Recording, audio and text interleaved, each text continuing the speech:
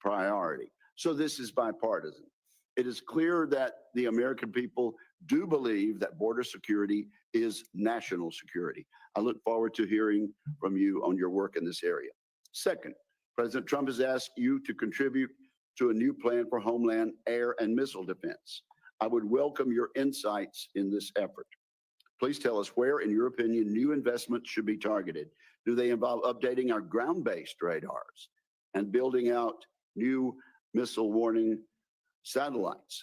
Perhaps they involve developing the most cost-effective methods of intercepting incoming cruise and ballistic missiles. Third, you have led on the development of a new strategy for countering drones here in the homeland. My friend and ranking member, Jack Reed, held a great classified briefing on the Langley incursions. There have been numerous similar incidents since all of them troubling. Senators Cotton and Gillibrand are working together on ways to counter drones. I would appreciate your comments on how we can be more effective in this space.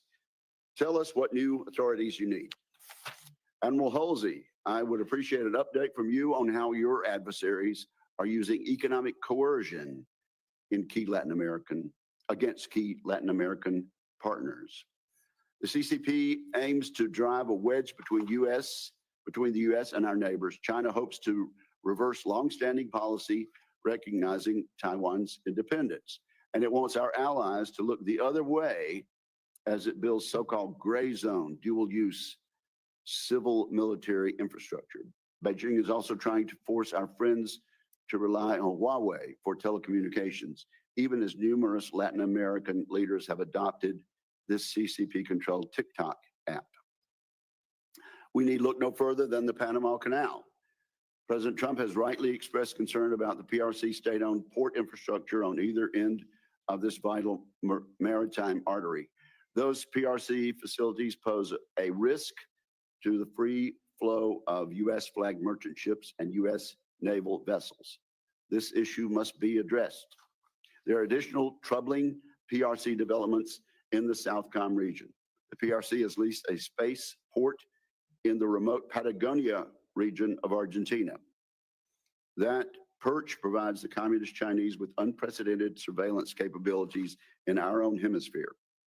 Since at least 2019, Beijing has operated a spy base out of Cuba and has done so with impunity. Just last year in Lima, Peru, a PRC state-owned power company purchased the city's entire power grid. Meanwhile, Xi Jinping presided over the opening of a Chinese-funded deep water port just north of Lima, which is capable of holding PRC warships. So, Admiral Holsey, I would like for you to update this committee on how you are integrating military and non-military tools to fight against these predatory techniques. Despite the significant and growing security threats in the region, Southcom is consistently under-resourced to fulfill its many critical national security missions. I look forward to hearing from you about how these resource constraints are affecting Southcom. I would also like to learn how innovative solutions like the Office of Strategic Capital can be leveraged to close this resource gap. Again, I thank our witnesses for being here and for their earlier meetings with members of this committee, and I now recognize my friend and the distinguished ranking member of the committee, Senator Reed. Thank you very much, Mr. Chairman, and let me join you in welcoming General Gregory Guillot, the commander of Northcom, and Admiral Holsey to today's posture hearing, the commander of the U.S. Southcom. Gentlemen, over the past month, both of your commands have been ordered to conduct new missions in support of U.S. border security and immigration enforcement. President Trump has deployed over 2,000 active duty soldiers and Marines to supplement the 2,500 Guard members and reservists already deployed to the southern border, and has directed Northcom to, quote, seal the southern border. Additionally, last week, President Trump ordered the Defense Department to expand the Department of Homeland Security's Migrant Operations Center at Naval Station Guantanamo Bay, Cuba, to accommodate up to 30,000 migrants and to begin transporting migrants via military aircraft to that facility. Thus far, I understand that around 100 migrants have been transported to Guantanamo, at least half of whom are being detained, not at the Migrant Operations Center, but at the detention center where alleged and convicted international war criminals are also housed. Border security and immigration enforcement is critical to our national security, but Guantanamo Bay is a dubious location to detain immigrants. The detention center has only been used for law of war detainees, and it is unfortunate to equate immigrants with international war criminals. Further, the facilities at Guantanamo are in poor condition and are extremely understaffed. The U.S. military, which is already stretched for resources, is now spending millions of dollars to use military aircraft and burning thousands of hours of military personnel time for these operations. While a naval station in Guantanamo does prepare for mass migration operations, these operations are for saving people leaving dire situations in Cuba or Haiti on unsafe craft, not moving individuals already in the United States to a place where the status of their rights is ambiguous. I have questions about the legality of this operation, and I'm concerned that this is part of a broader effort by President Trump to militarize immigration enforcement. I hope the President and Secretary Hexeth will use common sense, follow the law, and stop spending significant amounts of taxpayers' dollars on performative deportation activities. General Guillot, Admiral Holsey, I would like to know how these immigration enforcement missions are impacting the readiness of your forces. Specifically, I would ask for your estimates of the cost, personnel, and resources required thus far, and any concerns you have about the limitations you have to continue conducting such operations, particularly in light of your other critical missions. Indeed, U.S. Northern Command is key to our national security as the principal command for protecting the American homeland.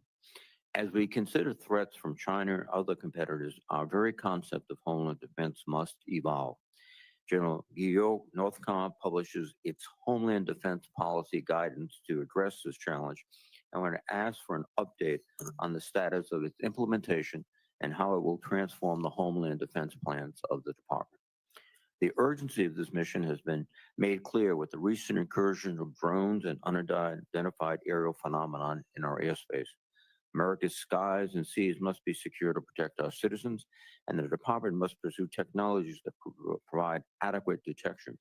The Trump administration has proposed an Iron Dome program for North America and issued an executive order to develop additional defenses against cruise, ballistic, and hypersonic missiles. I would note that many of these efforts have already been underway by the Missile Defense Agency for years, and that the concept of space-based interceptors that President Trump is interested in has been debated and tested at enormous financial cost without significant promise. General Guillot, I would ask for an update on how the Homeland Missile Defense mission is proceeding and your view on how a space-based interceptor system could affect Russia's pursuit of a nuclear weapon in space. Turning to Southern Command, Admiral Holsey, your command faces growing challenges from China and Russia in Latin America. The political and economic instability in the region presents a situation that our adversaries are seeking to exploit to increase their own influence. China, in particular, is expanding its presence in the region, including through investments in strategic infrastructure, 5G telecommunications, and an expanding network of space tracking installations. Admiral, you testified last year that the PRC and Russia are strategic competitors who seek to undermine democracy while gaining power and influence in the region, and that partnerships are our best deterrents to countering shared security and economic concerns. But that for now, the U.S. remains a trusted partner or the trusted partner. U.S. international development programs strengthen U.S. partnership in the region, which advance U.S. national security objectives. Now that USAID has been dismantled, I am interested in your assessment of whether the U.S. will remain the partner of choice in your AOR, or whether China and Russia will use this as an opportunity to gain further inroads with our partners. I'm also interested in your assessment of how we might work strategically with our partners in the region to build resilience against these activities.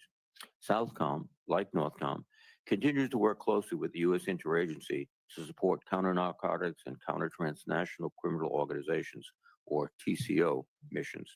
I am concerned about the growing threats from TCOs and synthetic opioid trafficking, including fentanyl, which are contributing to more than 100,000 overdose deaths each year in the United States. Admiral, I would ask for an update on Southcom's work with partner nations and other U.S. government agencies in counter-narcotic and counter-TCO efforts, given Southcom's limited force posture and resources. Finally, we know that insecurity throughout Southcom area is contributing to the flow of migrants north to the U.S. border. Economic instability, violence, and corruption continue to be a major source of insecurity in much of the region, especially in the Northern Triangle countries of Honduras, Guatemala, and El Salvador. Admiral Holsey, I would like to know your views on what more can be done to help improve the situation and strengthen our broader security throughout the region. Thank you again to our witnesses. I look forward to your testimony. Thank you, Mr. Chairman. Thank you, and we're now ready for testimony from our witnesses. Before we begin, as members know, there are votes, 2 votes beginning at 10 a.m. And I will, we'll keep the hearing going. When the vote begins, I'll try to run over very quickly and come right back. In the meantime, a member of, 10:30, okay. A member of our committee will preside and we'll keep going. So we are ready to begin testimony. General Guillot, you are recognized with the thanks of the committee. Thank you. Thank you, Chairman Wicker, Ranking Member Reed, and distinguished members of the committee. It's my honor to command the men and women of North American Aerospace Defense Command and United States Northern Command. I'm also pleased to appear alongside my U.S. Southcom shipmate, Admiral Holsey. Yes, sir. I'd like to highlight 3 trends in particular that NORAD and NORTHCOM face with direct implications for homeland defense. First is the growing cooperation between China, Russia, North Korea, and Iran to challenge the United States. While their cooperation does not approach the level of complete integration demonstrated by the United States and Canada, their transfer of weapons, military technology, and basing access is cause for significant concern. The associated risks to North America have also grown as the number of Russian bomber incursions into the Alaska and Canadian air defense identification zones has returned to levels not seen since before the Russian invasion of Ukraine, and Russian Navy surface and subsurface vessels conducted out-of-area deployments off both U.S. coasts, including in the vicinity of Alaska. Second, evolving technologies demand that NORAD and NORTHCOM rapidly adjust our defense posture. Small, uncrewed aircraft systems, or UAS, proliferate the open market and in the hands of malign actors pose a growing threat to safety and security. Likewise, as competitors continue to target U.S. networks and critical infrastructure in cyberspace, a whole-of-government effort is increasingly necessary to mitigate potential harm. Finally, non-state actors continue to target our homeland. Radical Islamic terrorist groups have rejuvenated attack planning and anti-American rhetoric intended to inspire lone wolf attacks, like the daily New Year's Day attack in New Orleans. And transnational criminal cartels based in Mexico threaten U.S. territorial integrity and the safety of our citizens. With that strategic backdrop, Homeland Defense is our command's top priority and essential task, and in mindset and action, nobody waits on NORAD or NORTHCOM. The mantra proved true over the last year as the command's planning and preparation generated swift and effective responses to competitor actions, major disasters, and emerging requirements. Over the past 12 months, NORAD and NORTHCOM intercepted joint Russian and Chinese bombers off the Alaska coast, tracked Russian surface vessels off both coasts, detected and assessed numerous North Korean missile launches, tracked multiple Chinese dual-use military and research vessels in the Bering Sea and Arctic Ocean, supported Americans in need following Hurricane Helene and wildfires in California, postured to support a Hurricane Milton response, deployed troops and unique military capabilities such as airborne ISR along the U.S. southern border, illuminated transnational criminal networks, deployed military personnel to assist U.S. Secret Service in securing 195 presidential campaign events, and improved defensive capabilities against all threats ranging from ICBMs to small drones. Looking forward, NORAD and NORTHCOM modernization is crucial to outpacing our competitors. Establishing a layered domain awareness network from seabed to space to detect and track threats approaching North America is critical to immediate and future mission requirements because you can't defeat what you can't see. To that end, I appreciate the Department and congressional support for fielding all domain capabilities such as airborne moving target indicator satellites, over-the-horizon radars, the E-7 Wedgetail, and an integrated undersea surveillance system. Defending our borders, establishing a continental missile shield, protecting critical infrastructure and force projection capability, and safeguarding our citizens will require the best our nations have to offer. And I'm grateful to the committee for your ongoing support of NORAD and NORTHCOM's vital missions. Thank you again for the opportunity to appear today, and I look forward to your questions. We have the watch. Thank you, General. Admiral Holsey, you are recognized. Chairman Wicker, Ranking Member Reed, distinguished members of the committee, I'm humbled to appear before you today as the 33rd Commander of United States Southern Command.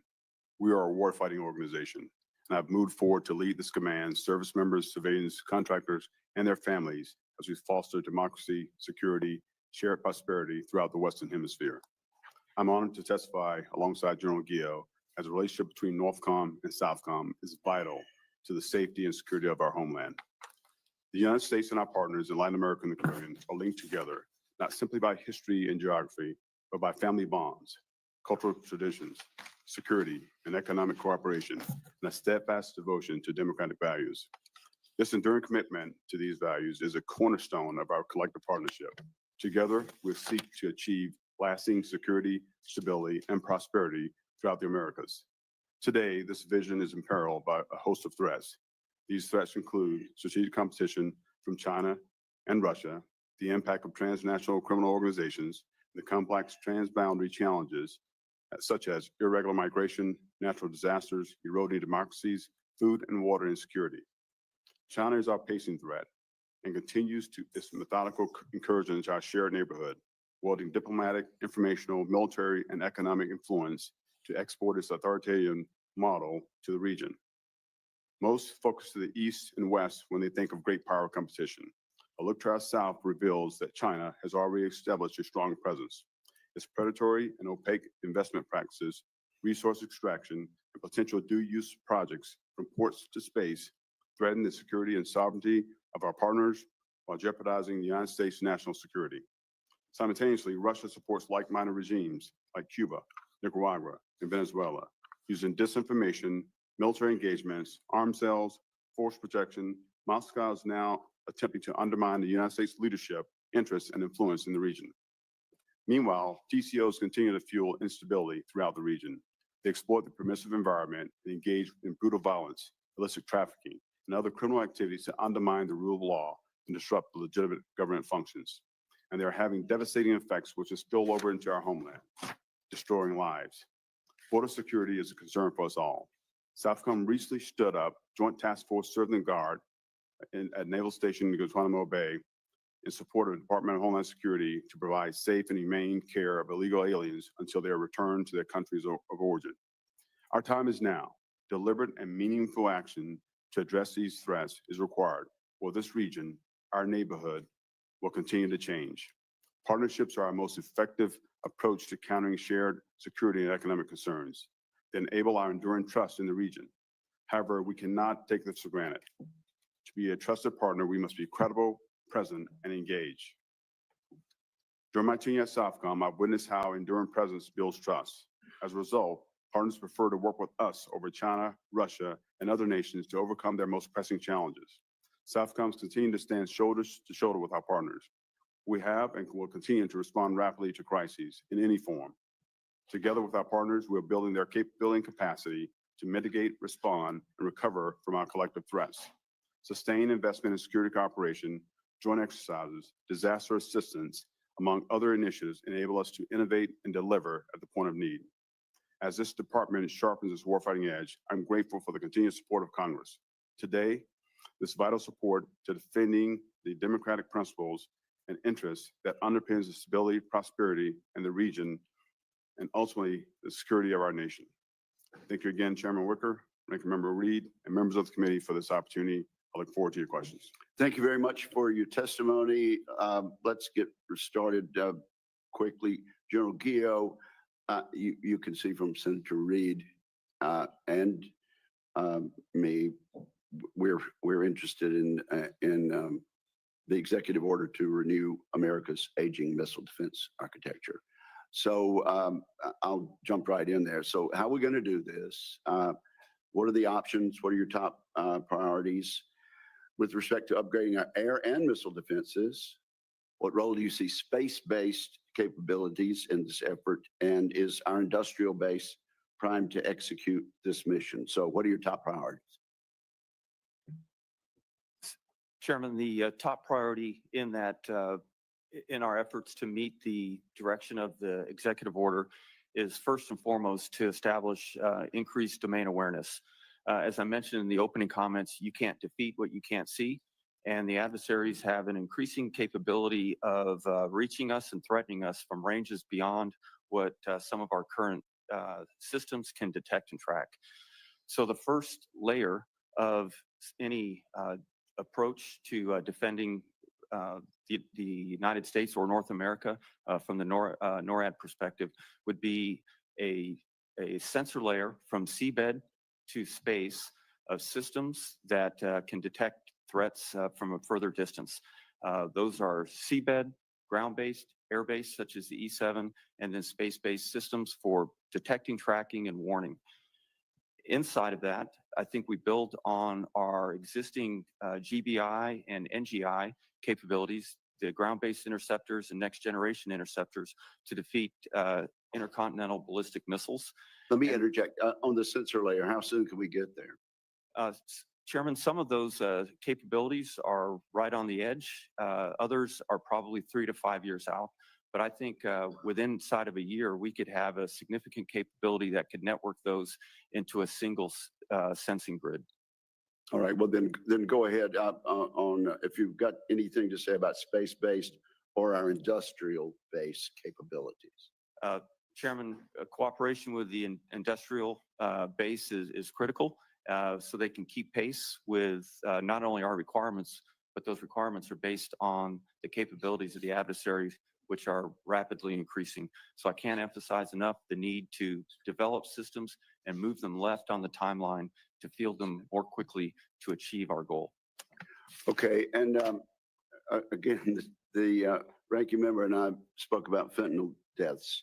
The estimate I have is more than 225,000 Americans are estimated to have been killed because of fentanyl overdoses from 2021 to 2023. So what progress are we making there? Who's to blame? I understand that we've been told in the past there are more Russian GRU spies operating in Mexico City than anywhere in the world. Is that true? And what's NORTHCOM doing and needing to do? Chairman, the crisis, the fentanyl crisis, is a significant concern to our command. We have a number of intel analysts that work with the interagency and lead federal agencies to provide intelligence that gets after the cartel networks that drive the production and distribution of fentanyl and pushes it across the border. Recently, we've been permitted to increase our ISR, our intelligence, surveillance, and reconnaissance, to permitted by Mexico? No, by the department, sir. Okay. But we do have intelligence sharing with Mexico to show them what we see, and we have increased cooperation with Mexico to go address the cartel violence in terms of sending more troops. And, okay, so because time is limited, we had 225,000 in a 3-year space. Are we making any progress? Now it's 2025. From our perspective, has it gotten better? No, I wouldn't say it's better, but I do think, Chairman, that we have a better foundation now that we've increased the intelligence to make rapid progress against this threat. It definitely needs to get better. And so tell us what you need. And thank you for your efforts. You got 8 seconds. More ISR is the first, and then expanded authorities would be required to more advise and assist types of operations between our forces and the Tier 1 Mexican forces. We want to be your teammate there. Senator Reed. Thank you very much, Mr. Chairman. And General Guillot, following along in your questioning of the chairman with respect to the space-based systems and used both for acquisition of targets and perhaps for contact with targets, you need unfettered access to the X-band. Is that fair to say? Senator, to properly employ all those systems, we would have to have uninterrupted and complete access to the entire spectrum. And as a result, the proposed spectrum auctions would complicate significantly your ability to carry out that mission. Senator, compromising that part of the spectrum is a significant concern to me and the systems necessary for Homeland Defense. Thank you, General. And General, also, there's approximately 2,000 active duty personnel now down at the border, and there's always an opportunity cost, whatever you do. And one of the opportunity costs, obviously, is the readiness and training of these troops. Are you aware of what training is being missed, deferred, or ignored because of this deployment? Senator, first, all of the forces that come to us from the services are extremely well-trained, disciplined, and highly qualified. If they are conducting missions that are outside their normal specialty, we have a series of 5 work days, 1 training day, and then 1 day off each week. And in that training day, we prescribe our leadership to make sure that the forces that are operating outside of their standard specialty have the opportunity to train and maintain some of those skills. Some of the others, such as helicopter pilots and some of the infantry, are doing work that is already in line with theirs, and I think they maintain their readiness. So, you know, in a rough metric, 1 out of 5 days, it's, my math is terrible. I went to West Point.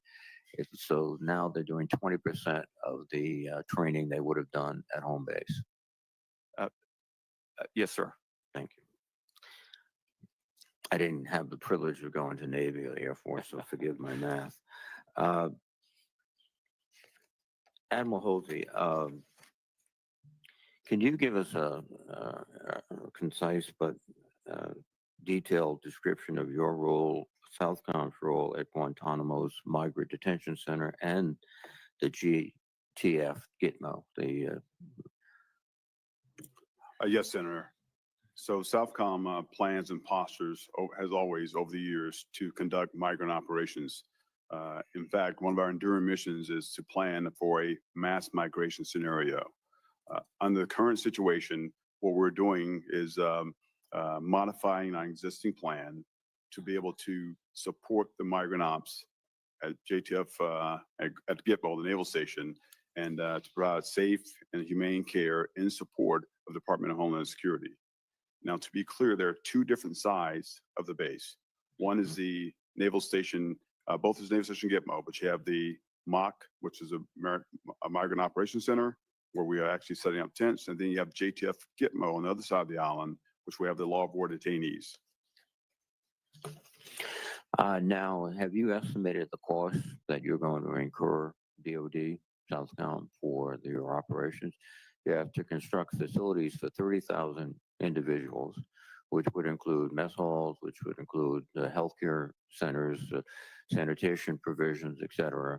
How much money is that going to cost us? So right now, sir, we're in the initial phase of this process. So it's a tailored approach to get to 30,000 if that is desired. So right now, where we stand, we're in the initial phases. So we'll get some numbers to you, but right now we're still building out. We have forces on the ground, and that process is still in place, sir. Thank you.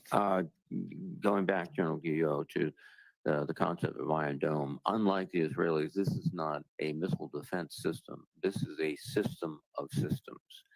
And one of the most important aspects of the system, I think you've already alluded to, is detection rather than interception. Is that fair? Senator, I agree with you. The first and most critical part is the detection capability. And I met recently with the defense minister from Canada. They are very much interested in participating. They have legal obstacles, but they assume they can jump over them. Very much participating in the missile defense system. And their best contribution could be come in what way, sir? Senator, I welcome their participation. I think the first would be to buy into our domain awareness expansion, whether ground-based or space-based.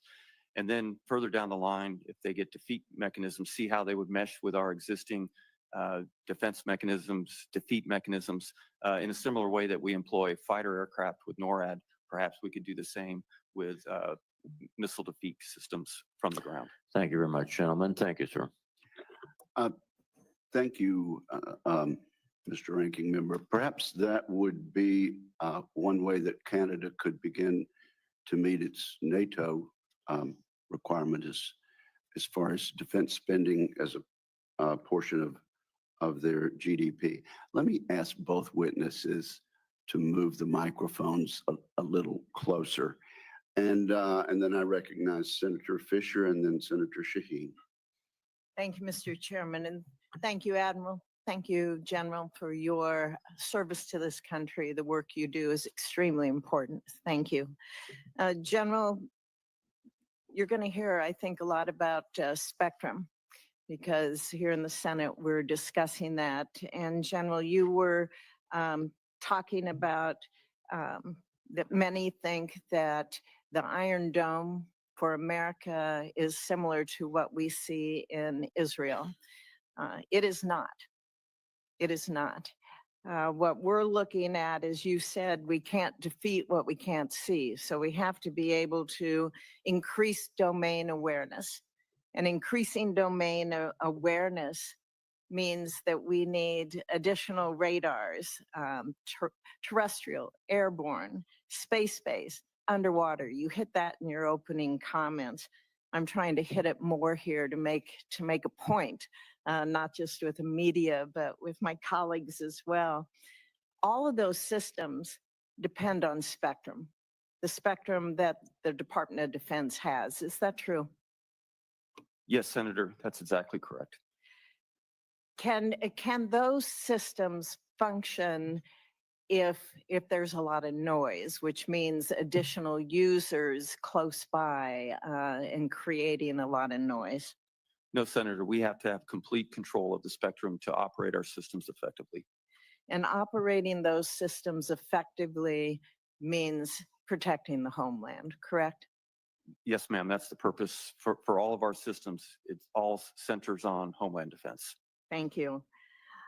To move to a different topic, General, you predicted during the posture hearing last year that Chinese and Russian aircraft, you said that they flew a mission into Alaska Air Defense Identification Zone. Do you assess that the United States will see more of this from China, whether it's aircraft or ships or submarines? Senator, I do think that they'll increase their presence both independently as well as increase cooperation with the Russians in the air, in the maritime, and undersea. And in that cooperation with the Russians, what do you worry about the most? What I worry about the most is that instead of just weapons and technology, that they will trade access, which would shorten our timelines to react to either country's military capabilities. Are there any authorities or capabilities that Northcom and NORAD would need in order to protect your AOR? Senator, the most important capability we would need is the improved domain awareness to allow us to see at further ranges. As the military capabilities improve by the adversaries, we have to match that with our detection capability. At this time, I do not lack any authorities. Admiral, since you took over command late last year, what is your assessment of China's long-term strategic objectives in your AOR? Thank you, Senator. The PRC has continued to do expanding their economic engagement to having more influence and diplomatic and political influence in the region. And they're continuing with their Belt and Road Initiative throughout. Currently 22 countries are members of the Belt and Road Initiative. And so they continue to go down this path. The state-owned enterprises, the Huawei, all 9 yards. So that's just one aspect of it. The aspect that is more critical to me as a military officer is the military view, right? So right now, when I think about deep water ports, dual-use sites, facilities, so deep water ports, the Port of Chancay in Peru. I think about the space-enabling infrastructure throughout the AR, at least 10 PRC-linked space sites across 5 countries in the region.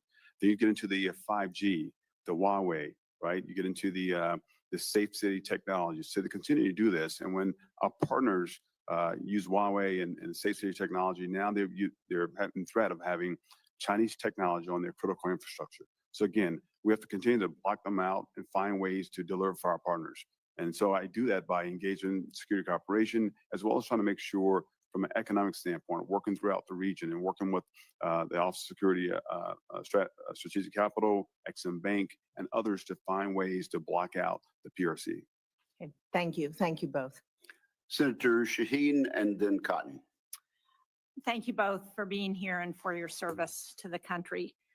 General Guillot, I'm not sure if any resources are coming from the operations in your area of responsibility to address some of the flights that have been transporting migrants out of the country. But I understand that last week an Air Force C-17 transported 104 migrants from the United States to India. That flight cost the American taxpayers $2.5 million. And I understand that we're currently spending nearly $30,000 an hour for every deportation flight that's being run by the military, when Homeland Security used to charter flights like these at less than 1/3 the cost, or $8,500 an hour. Doesn't seem to me like a very effective use of our dollars, given the needs that you and Admiral Holsey talked about in terms of what you require for additional resources to address the threats facing the country. So can I ask, are you seeing any of the impacts of those costs yet on Northcom's budget? And do you know how those costs are being paid? Senator, I have not seen any impact at this point, but I'll remain transparent with the committee if I do feel strain in that area. As you alluded to at the beginning, those flights are flown by U.S. Transcom, so we coordinate with the Border Patrol to have the migrants available, but we do not operate those flights. And do you know if Transcom is, if those flights are coming out of Transcom's budget? Ma'am, I can't say for sure, but I assume they are. Mr. Chairman, I would hope that this committee would request information about the cost of those flights and why we're doing them, why the military is doing them as opposed to doing them the way we used to at 1/3 the cost. Thank you for that suggestion, Senator. Admiral Holsey, over the last year, we've actually seen an almost 15% decrease in drug overdose deaths. Illegal drugs, however, as you pointed out and General Guillot pointed out, are still killing nearly 90,000 Americans every year. Both of your commands rely on partnerships with governments.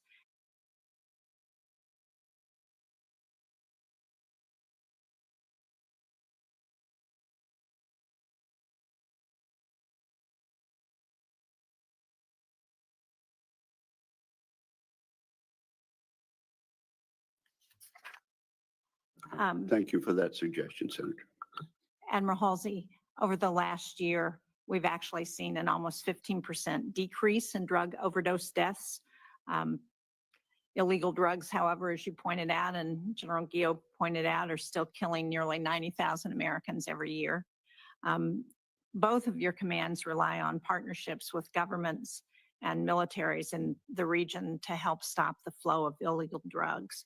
So can you talk, Admiral Holsey in particular, about whether you're seeing any impact of the stop on our foreign assistance in countries in Latin America, on the willingness of those countries to cooperate? And then are you seeing, or do you see the concern that China may move in some of those areas where our presence is being discontinued? Senator, thank you for that. China continues to look incredibly hard at every opportunity to come in and engage. So we can't take that for granted. With regard to our partners and engaging in the counter drug piece, they're very resilient. Some of our training that do the security cooperation, the exercises specifically focus on the counter drug fight. If you look into the Eastern Pacific right now, in the first 90 days, I'm sorry, since the 1st of January, we've already interdicted 50 metric tons of cocaine, right? And actually arrested 84 detainees. So again, when you think about this piece, our partners are with us. So 80% of our interdiction last year was done by our partners using actually a ship special mission.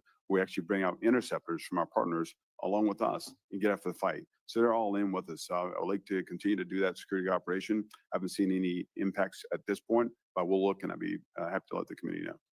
Thank you. And General Guillot, as you're looking at the challenges with our northern border, are you finding Canada willing to cooperate in all of the ways that are important as we're looking at the interdiction of drugs and other illegal activities across our border? Yes, Senator, I am. I find that my counterparts in Canada are very open to planning potential partnering on the northern border to detect illegal crossings both ways in the future. And Canada has developed a plan to address their commitments to NORTHCOM. Are you seeing that beginning to be built out at this point, or is that all still in the future? And did we participate in the development of that plan? Senator, they were very collaborative on defining the NORAD requirements, and their NORAD modernization is at the very beginning stages. We are seeing improved F-18 radars and missile capabilities already. The next step we'll see is the arrival of the F-35 in the next 2 years. So they're well on the track, but we do have some immediate improvements with their F-18s. Great, thank you. Thank you both. Again, I'm looking forward to our friends in Canada fulfilling their commitment to NATO. Senator Cotton. Thank you, gentlemen. General Guillot, as the chairman mentioned in his opening statements, I have legislation with Senator Gillibrand to address the drone threat here in America. We seem to have drones just flying around everywhere, and many times people don't know what's going on, most notably in the public eye late last year in New Jersey. This is also happening around our military bases a lot. You've had drone incursions over Joint Base Langley, Wright-Patt Air Force Base, Vandenberg Space Force Base, Picatinny Arsenal, Anderson Air Force Base. Could you explain to us briefly what is the threat that these drones pose to U.S. military operations, facilities, and personnel? Senator, the primary threat I see for them in the way they've been operating is detection and perhaps surveillance of sensitive capabilities on our installations. And that's all installation, not just super sensitive ones like nuclear sites. It could be our fighter bases or Army bases or naval bases or what have you. Yes, sir. There were 350 detections reported last year on military installations, and that was 350 over a total of 100 different installations of all types and levels of security. Yeah.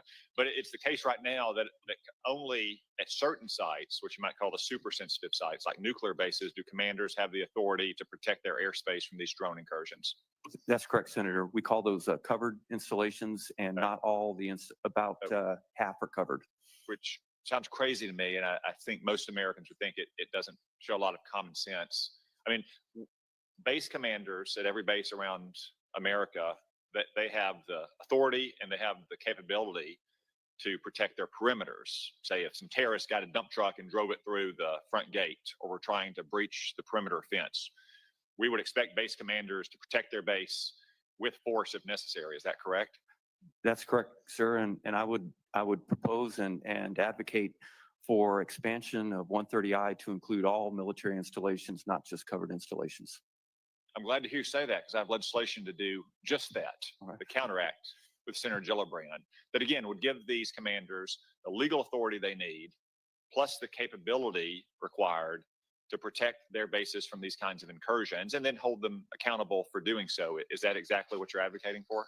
That is, sir. And if I could add, I'd also like to see the range expanded to slightly beyond the installation, so they don't have to wait for the threat to get over the installation before they can address it, because many of these systems can use side looking or slant range, and so they could surveil the base from outside the perimeter And under the current authorities, we can't address that.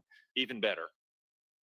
Now, last year, you also said that there were thousands of drone incursions over the southern border. And just last week, Mexican cartel leaders were reportedly authorized to use drones equipped with explosives against U.S. Border Patrol agents. Now, I know that this is primarily a DHS responsibility at the southern border, but do you need authorization for DOD to share information with DHS and the border authorities about these incursions? Yes, Senator. I would like 130I to be expanded to allow seamless exchange of data on drones. Again, sounds like a great idea. I'm glad that Senator Gillibrand and I have legislation to do just that. And I hope that we can pass it into law this year. Thank you, Admiral. I know that the Navy is responsible for Guantanamo Bay, but Southern Command is responsible for some of the operations there, to include the operations, I gather, of the violent illegal migrants who were recently transported. Could you give us a little bit of sense of the security measures in place that protect against any risk of violent criminals and terrorists being held at Gitmo? Senator, the JTF Gitmo is the detention facility. We have highly trained military police who come down on rotation with the guards force. They're on a 1-year rotation. They're highly qualified. They've been trained to do their mission. They've been doing it for years throughout. So again, I think they're very capable force, and they're ready to deal with any situation. And you're confident that your personnel are trained and ready to do that and are safe in doing so? 100%, sir. That's great, because I'm also very confident that it's much safer to have depraved, savage criminals from other countries waiting at Guantanamo Bay for deportation than it is to have them waiting at a base on the American mainland soil, where we hope they'd never be able to cause any problems, but you never know. There are American citizens on those bases and just outside those bases. Gentlemen, thank you again both for your appearance. Sure. Excellent point, Senator Cotton. Senator Hirono, and then Senator Sullivan. Thank you, Mr. Chairman. General Guillot, the President's recent missile defense executive order tasks you with providing, and I'm quoting, an updated assessment of the strategic missile threat to the homeland, end quote. That is the President's direction to you. I remain concerned about the viability of DoD's strategy to defend Hawaii specifically from missile threats. We're looking at China, North Korea examples. Will you commit to include the missile defense of Hawaii as part of your assessment? Senator, I absolutely will. Hawaii is, and the defense from ballistic missiles for Hawaii is part of my responsibility. Thank you again for you, General. Last year, the former National Guard Bureau Chief testified that the border security mission provides no military training value to guardsmen, no military training value to guardsmen, and does not prepare troops for great power competition. Additionally, a GAO report from 2021 found that multiple units lost critical training opportunities due to deployments to the border. Okay. That, of course, impacts military and operational readiness. General, do you agree with the assessment that these missions provide no military training value to guardsmen? Senator, I don't agree. I think that specifically in the helicopters and in our intel specialties that are conducting missions on the southern border, those are exactly in line with their training specialty. However, there are, I certainly recognize there are areas where they are cross-trained and they are not getting immediate benefit to their primary specialty in about half of those roles. So your testimony is that using military troops, our troops at the border, that is not going to have an impact on readiness. How many troops do we have on the border right now, and do you expect that number to grow? Senator, we have 5,000 Title X forces on the southern border right now, and I do expect that number to grow.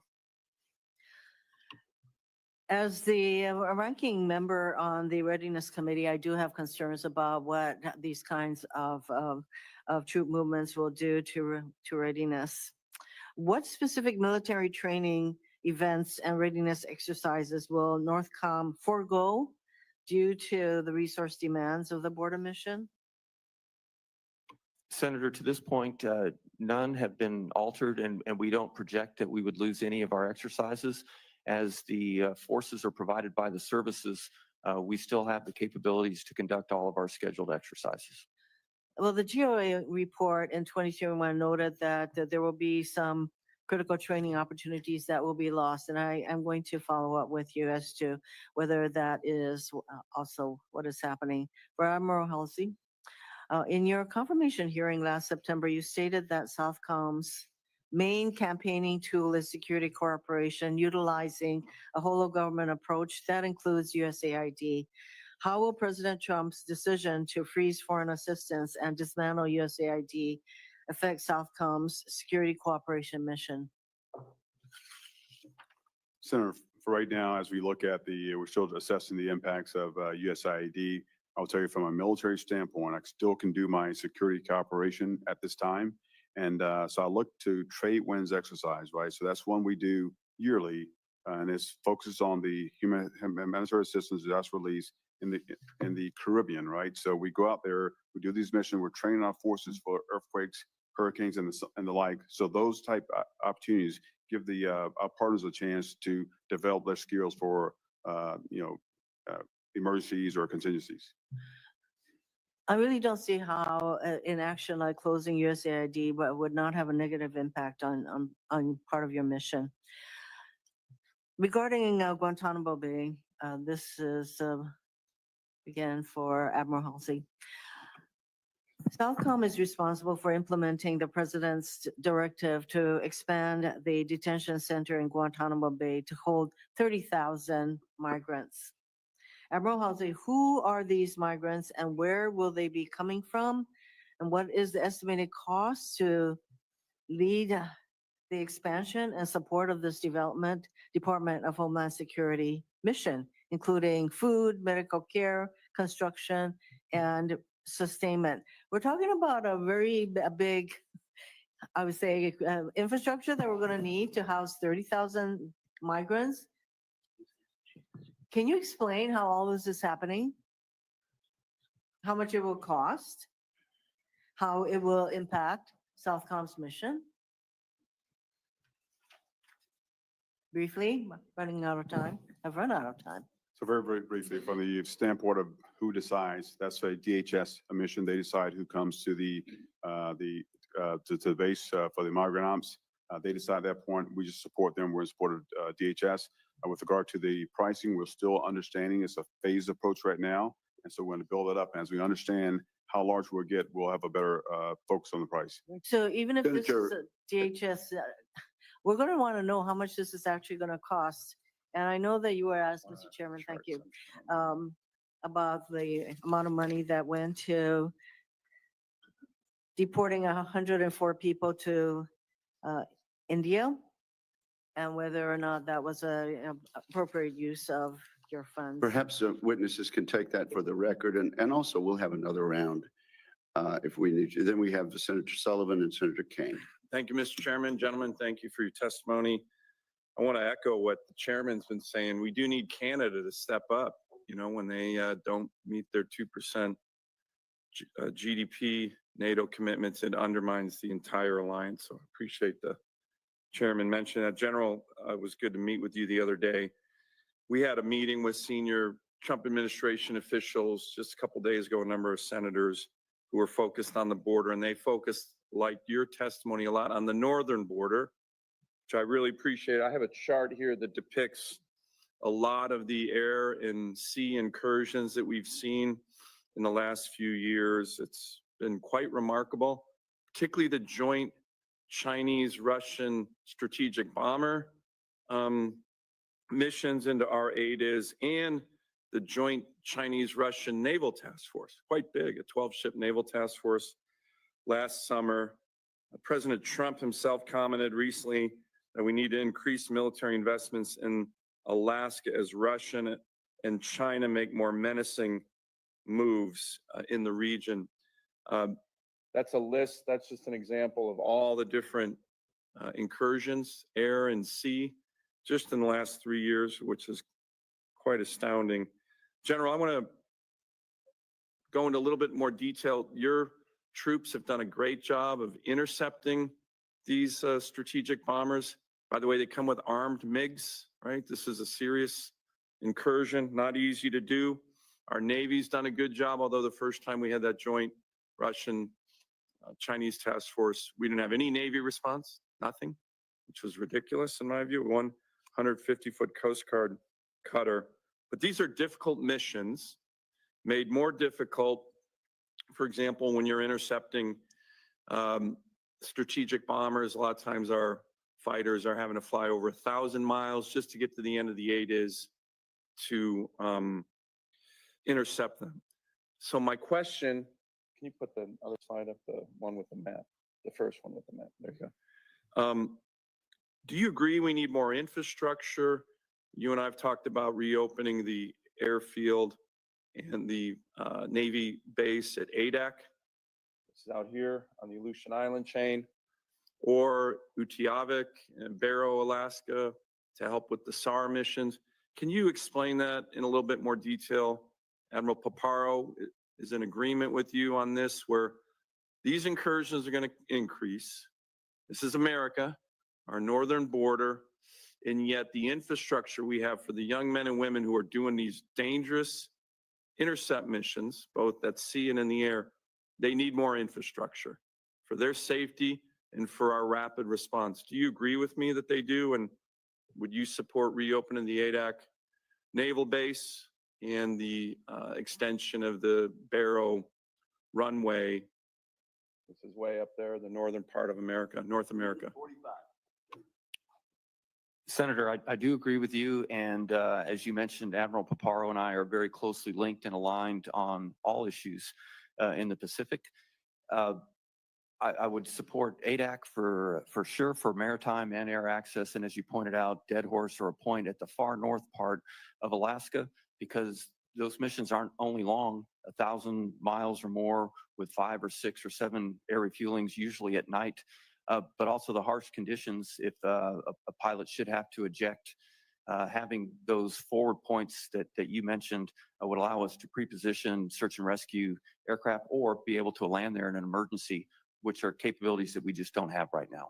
Great, thank you on that. And again, I want to thank the men and women under your command. They do these intercept missions all the time. They're very tough, they're dangerous. They don't make a lot of news down here in the lower 48, but they're doing a great job.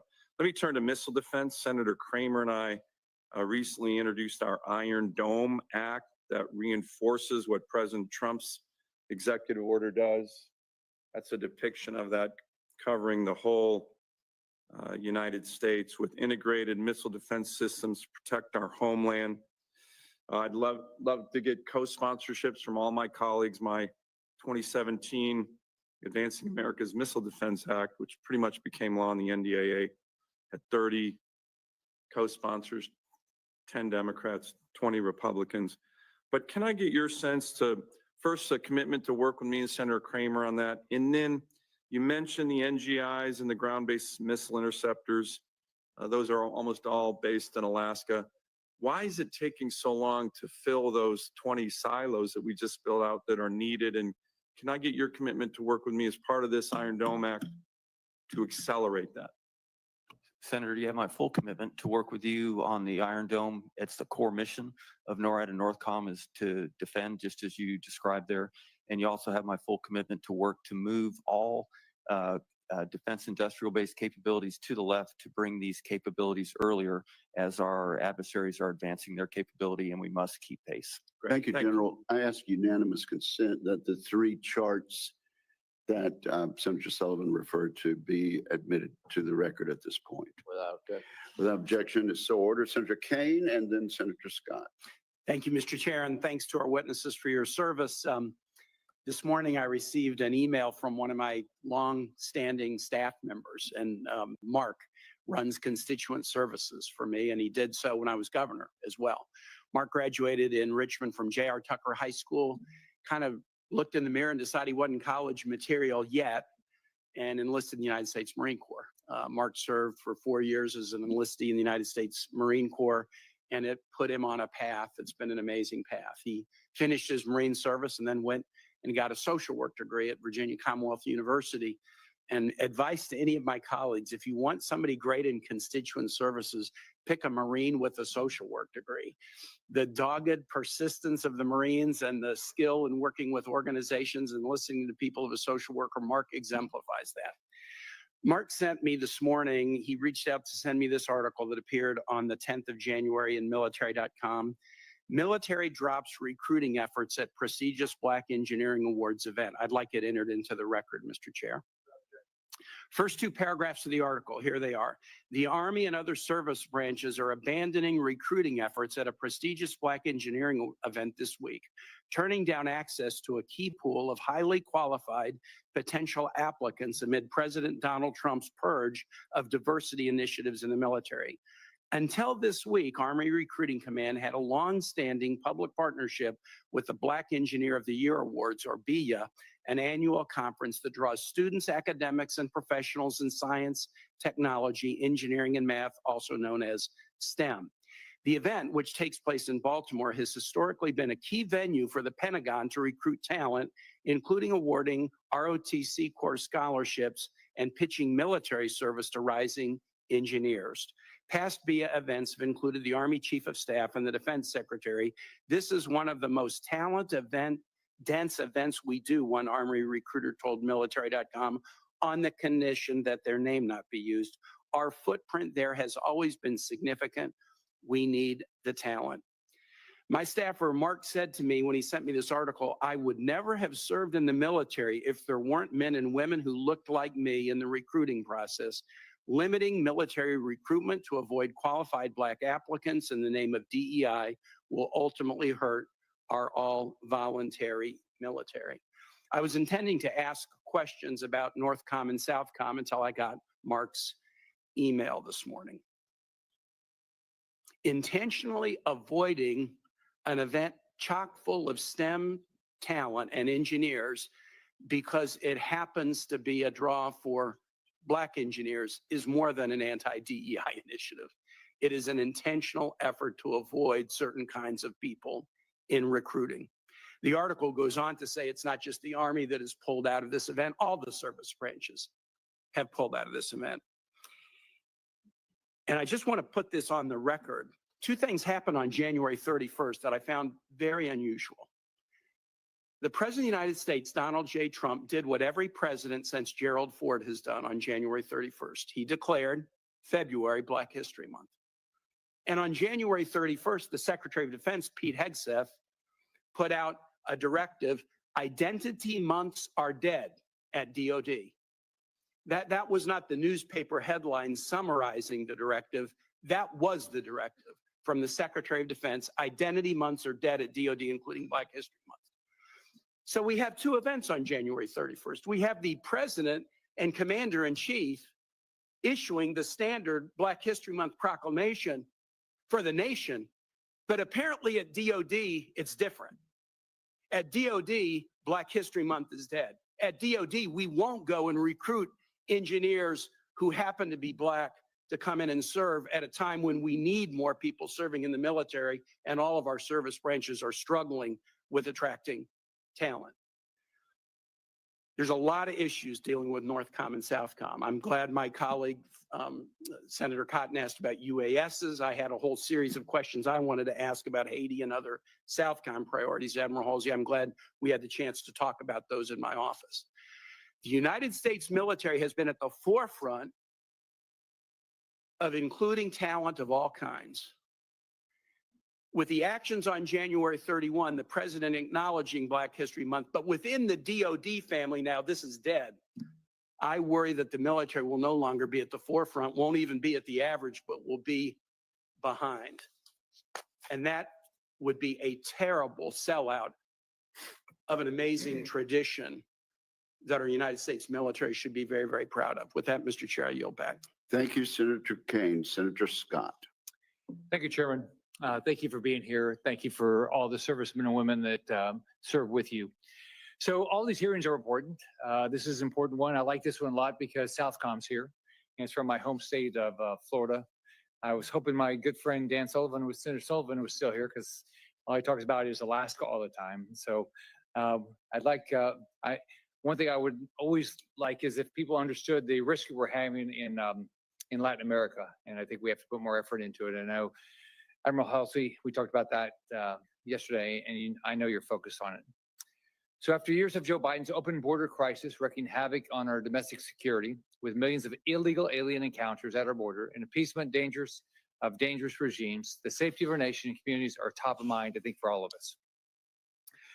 I think you have a very important job here as we bring back peace through strength.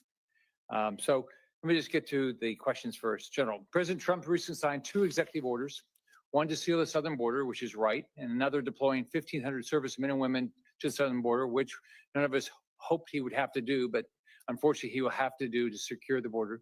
Can you speak to how the administration is preparing for, and do you feel you have the capability to face down the cartels and other U.S. enemies present in Mexico? Senator, I do think that we have the capability and the support to meet the requirements established in the executive orders. As you might know, we've doubled the number of Title X forces inside of a week down there, and they're operating in 7 roles in support of the Department of Homeland Security. And then we've also increased some uniquely military capabilities that will get after the point you made, the cartels, which are driving the illegal migration.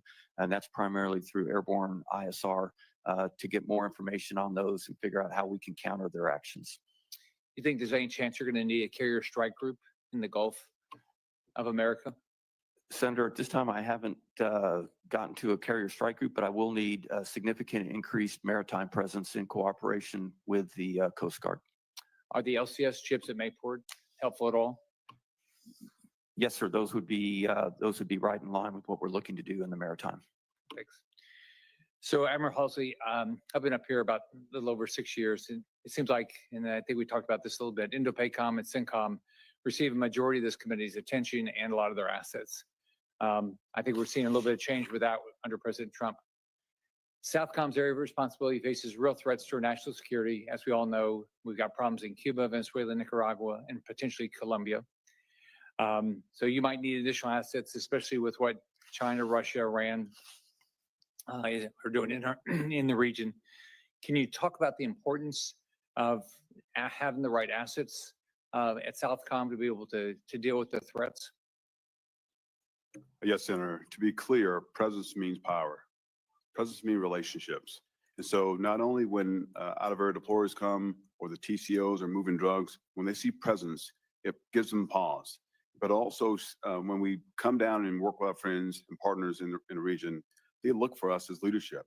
So when they see our ships, our aircraft, our boots on the ground, working with them again and again, it builds those partnerships and it shows that we are there enduring and we can block out the PRC and others. Thanks. Can you talk about the importance of Homestead Air Force Base and its mission? Yes, sir. Yes, sir. For Homestead Air Force Base, located there in south of Miami. Right now, we've used it in the past.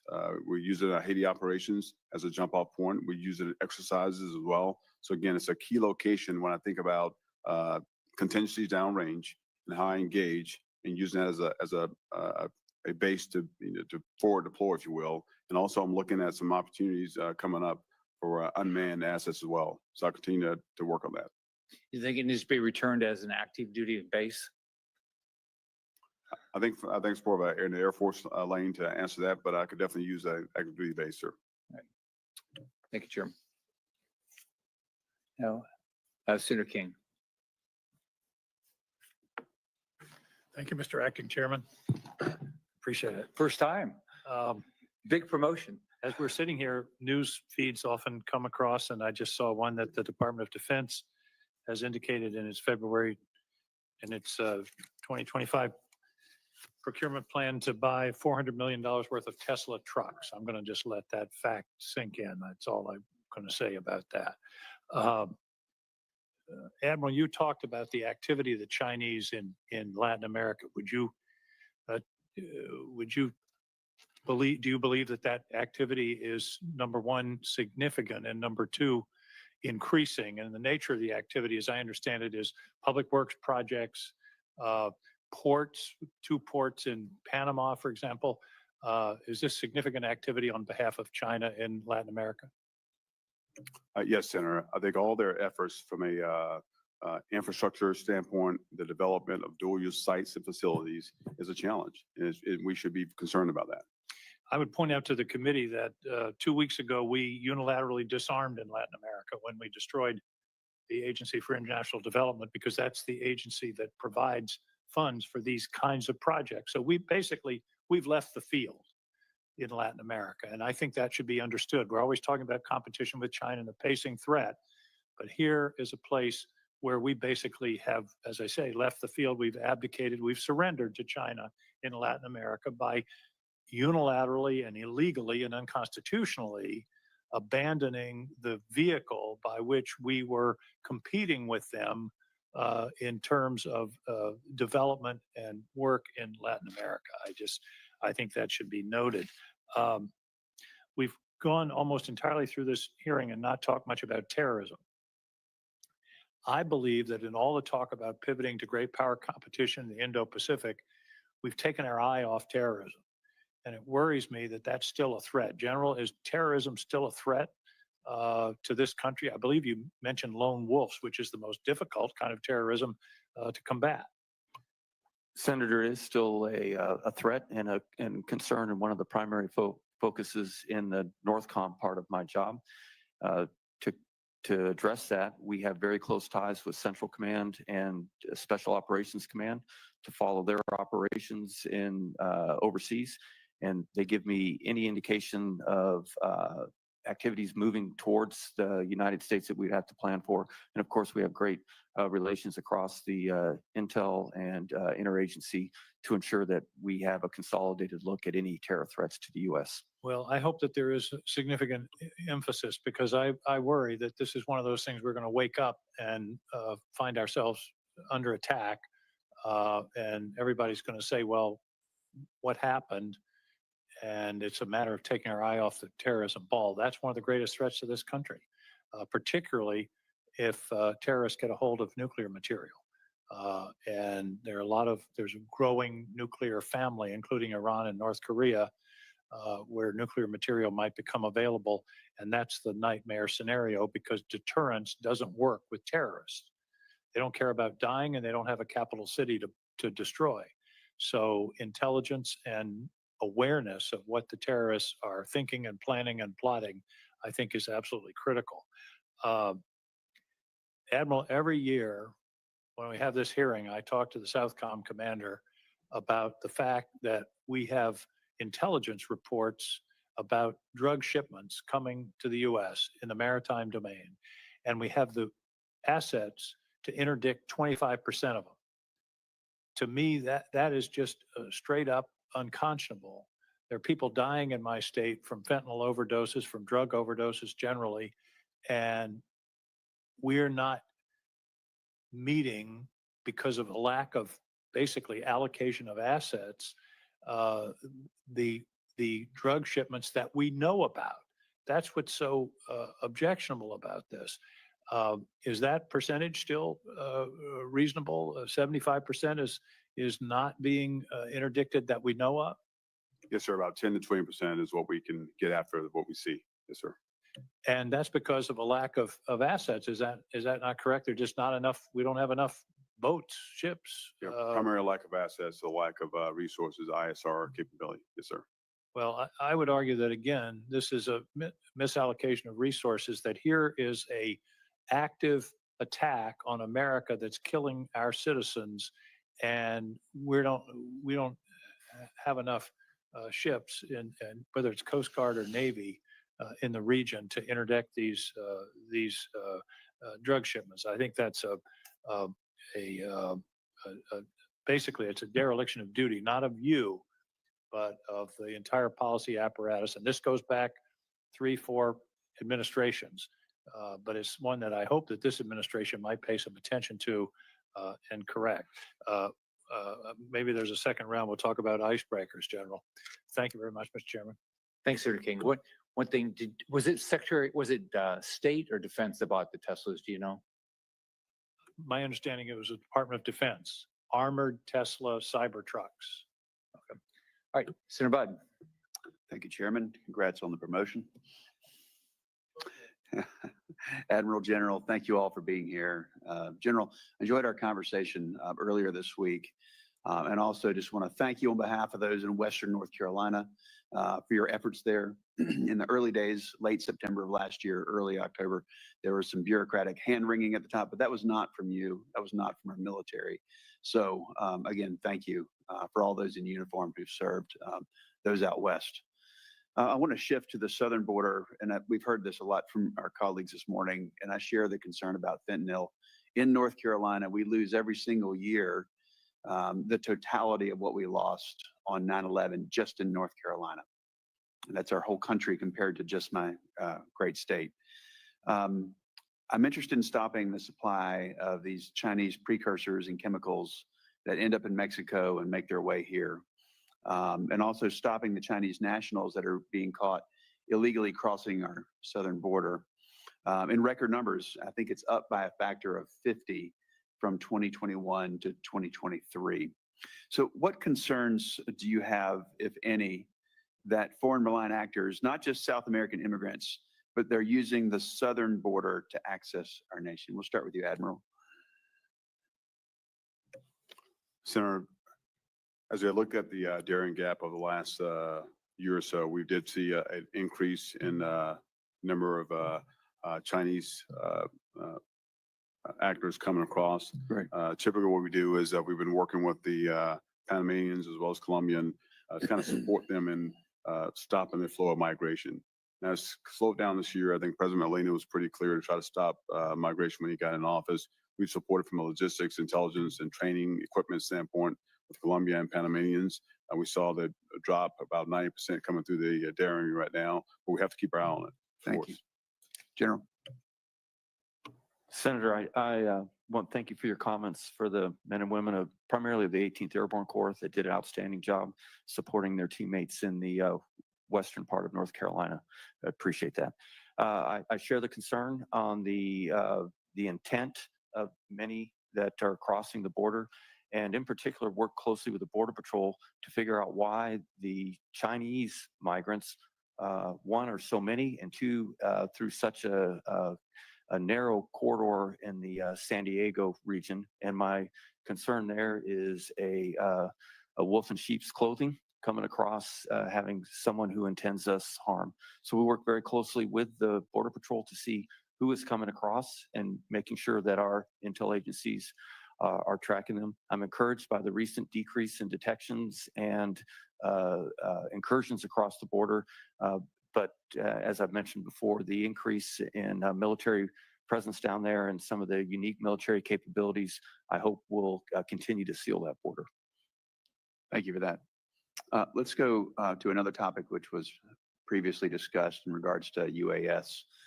As you mentioned in your opening statement and in the discussion with Senator Cotton, we've seen UAS incursions over sensitive sites, military bases. It's an alarming amount. Can you briefly describe how bases are determined to be covered facilities? I say that in quotes, under Title 10, Section 130I, entitling them to an active defense. Yes, Senator. To become a covered installation, there's 9 criteria that any one of those could allow the base to be covered. Ranges from nuclear deterrence, missile defense, all the way down to if it's a test facility there. Roughly half of the 360 installations in the U.S. meet that criteria. My request and proposal would be, is if we look at 130I again, would be to expand coverage to all military installations and not just those that are covered. Thank you. So as the lead synchronizer of counter unmanned aerial system operations in the U.S., how are you preparing our bases to defend themselves from these threats? I know there's a policy discussion in your prior answer, but what are you doing right now? Senator, since we were received this responsibility in November, we're responsible for coordinating any response The authority to defend a base, as Senator Cotton mentioned, remains with the installation commander and the services, but we can be a synchronizer role and are a synchronizer role to ensure standardized training, response, tactical techniques and procedures. And if the base and the service are unable to handle the incursion, we can bring in help from across the interagency and DoD to support. And perhaps most critically is we can work closely with the interagency to give them the authority to operate the systems once they arrive due to our close relationship with the FAA. And in the near future, I think we will have our own capabilities to bring in from Northcom once we've procured them to assist if the service and the installation cannot handle the incursions. Thank you. Thank you very, very much. Mr. Chairman, in your absence, I made a statement about the purchase of Tesla trucks. I was misinformed. It was not the Department of Defense that's announced this purchase. It's the Department of State. So I just wanted to clarify the record. And thank you very much for that. Senator Warren. Thank you, Mr. Chairman. So the Trump administration is sending troops to the southern border and holding immigrants at Guantanamo, redirecting active duty military personnel from critical missions and costing taxpayers several times more than when DHS does the same job. That seems to be bad for national security, bad for our military families, and bad for America's bottom line. We've seen this before. When the first Trump administration deployed troops to the border, it pegged the cost at $1 billion over 3 years. But the GAO found that the Department of Defense estimates were, quote, not reliable and excluded, quote, significant costs. DoD reports to Congress missed more than half the actual total cost for entire fiscal years. So GAO made 7 detailed recommendations for the Department of Defense to improve its cost estimates. But 4 years later, the Department of Defense has not executed a single one.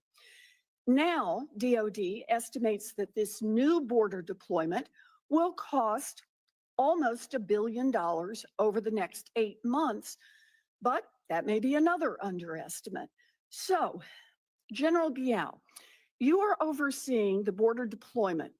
Does underestimating the costs of an operation put future missions and future readiness at risk? Senator, I would assume so, but I think I need to point out that Northcom has not appropriated funds for the southwest border, and we've never had reprogramming or pass-through funding. This is all done through the Department Comptroller and the services. I appreciate that, but I'm asking the question about running past the limits and the consequences of that, because the money has to come from somewhere. And I'm concerned that we're going to see the same problem that we saw the last time. Big costs and little transparency and accountability. When DoD has been tasked with doing DHS's job, it has cost taxpayers a lot more money. It costs 3 times more to deport migrants on military aircraft than civilian planes that ICE often uses, and has cost ICE at least 5 times more per detention bed to hold migrants at Guantanamo Naval Base than at facilities in the United States. Anytime civilian authorities ask DoD for help, DoD is supposed to evaluate the request based on 6 criteria, including cost. But we don't even have a cost estimate for the new Guantanamo operations. So, Admiral Holsey, what do you expect the budgetary cost of Southcom's Guantanamo operations will be through the end of this fiscal year? Senator, we're new into the process right now. We surged emergency assets down there to start building out the camp. It's a phased approach, so it's not automatically going up to 30,000. So right now, so you're telling me you actually don't know the cost yet? not at this point, ma'am. Not at this point. So the decision to deploy DoD personnel and assets was made without knowing the cost, which is exactly what DoD is supposed to consider in making the decision to deploy. will you at least commit to provide that estimate to Congress as soon as you have it? Yes, Senator. All right. Yes, I'm- Senator. I will work with the OSD and DOD to get that to you. All right, and we'll I figure it will out. hold you to that. I'm relying on both of you also to tell us if DOD blows past whatever estimates you give us. Given the potentially astronomical costs, will you commit to informing this committee if you determine that these operations are not militarily effective? Yes, Senator. All right. You know, we need to know if the operations are having an unmanageable impact on readiness and morale.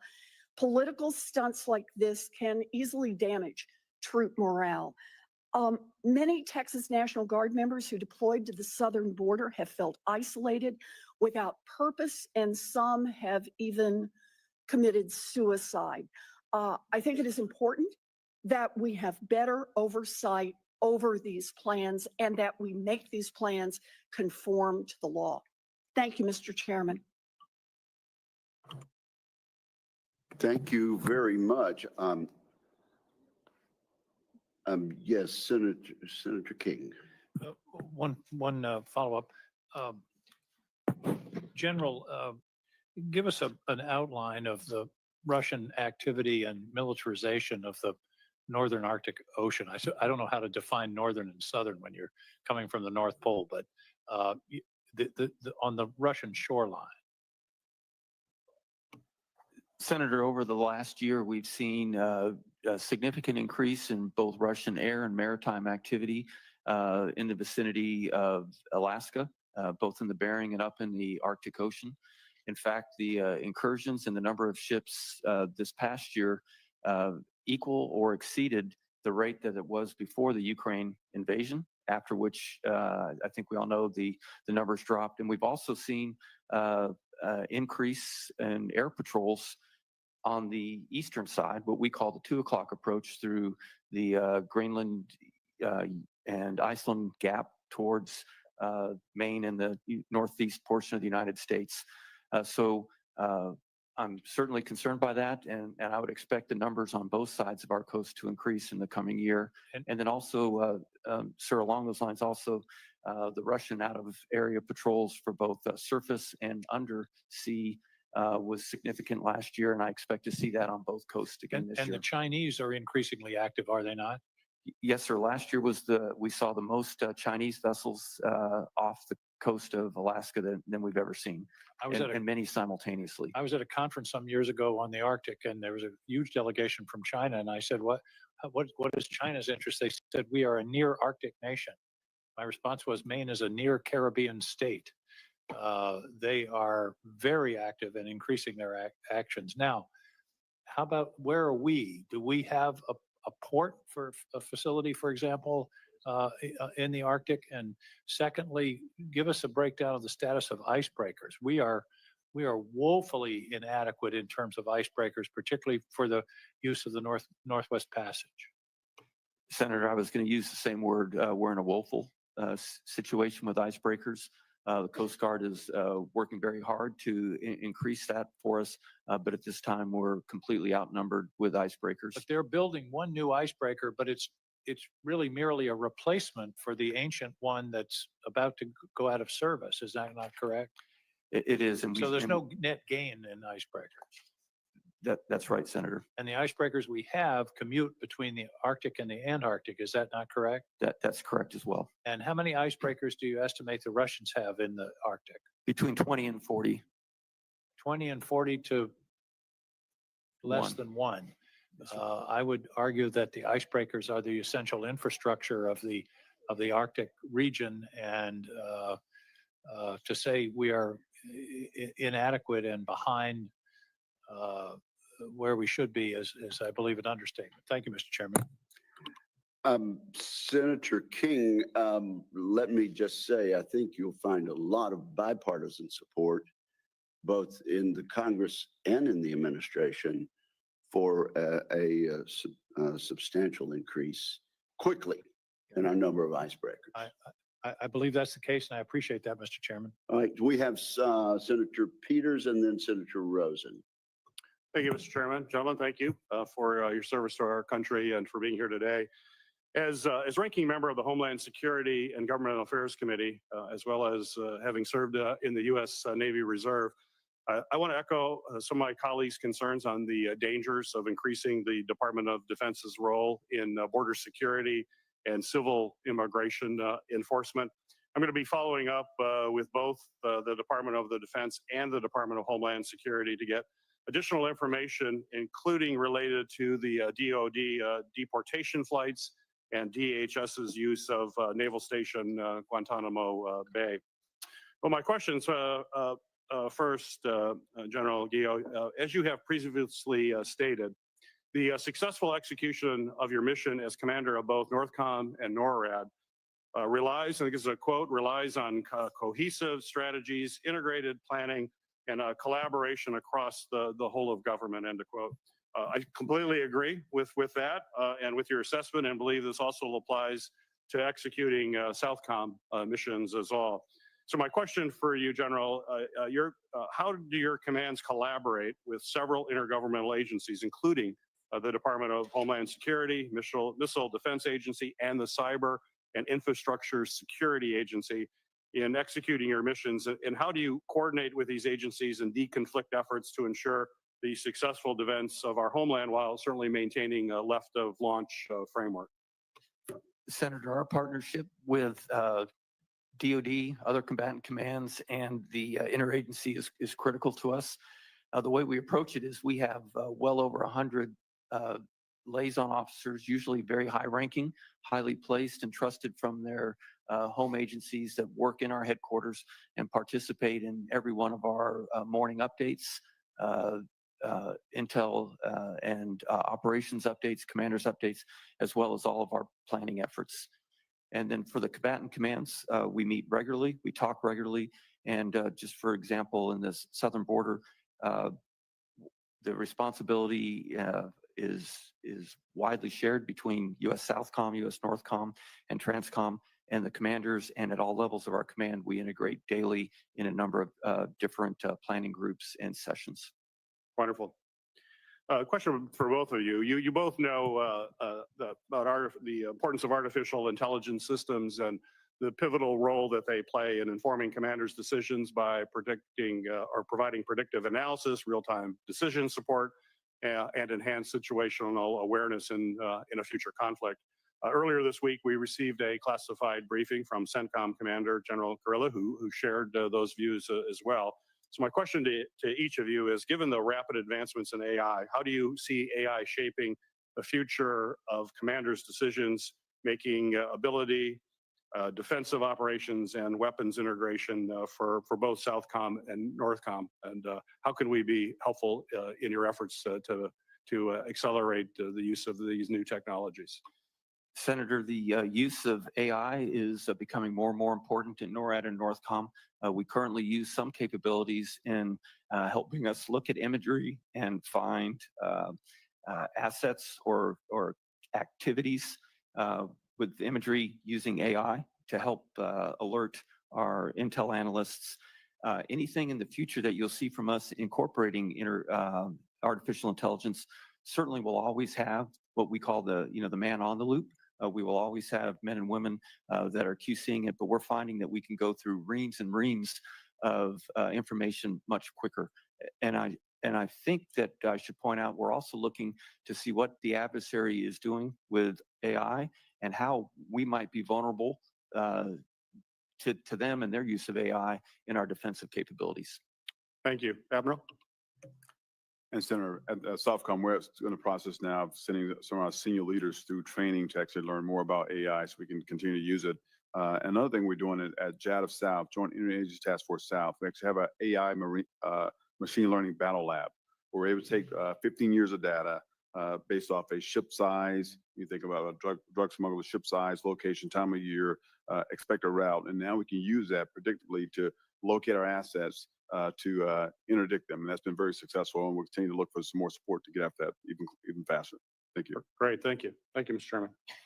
Thank you, Senator Peters. Senator Duckworth. Thank you, I'm Mr. Chairman. I'm sorry. I should have, Is it I should have Rosen? recognized Senator Rosen first. I'm more than happy to. It's the first mistake I've made. Kelly. Yeah, Senator Kelly. With Thank you, by Mr. unanimous Chairman. consent, to my left, Senator Kelly. Thank you, Senator Rosen. Thank you, Senator Duckworth. Really appreciate it.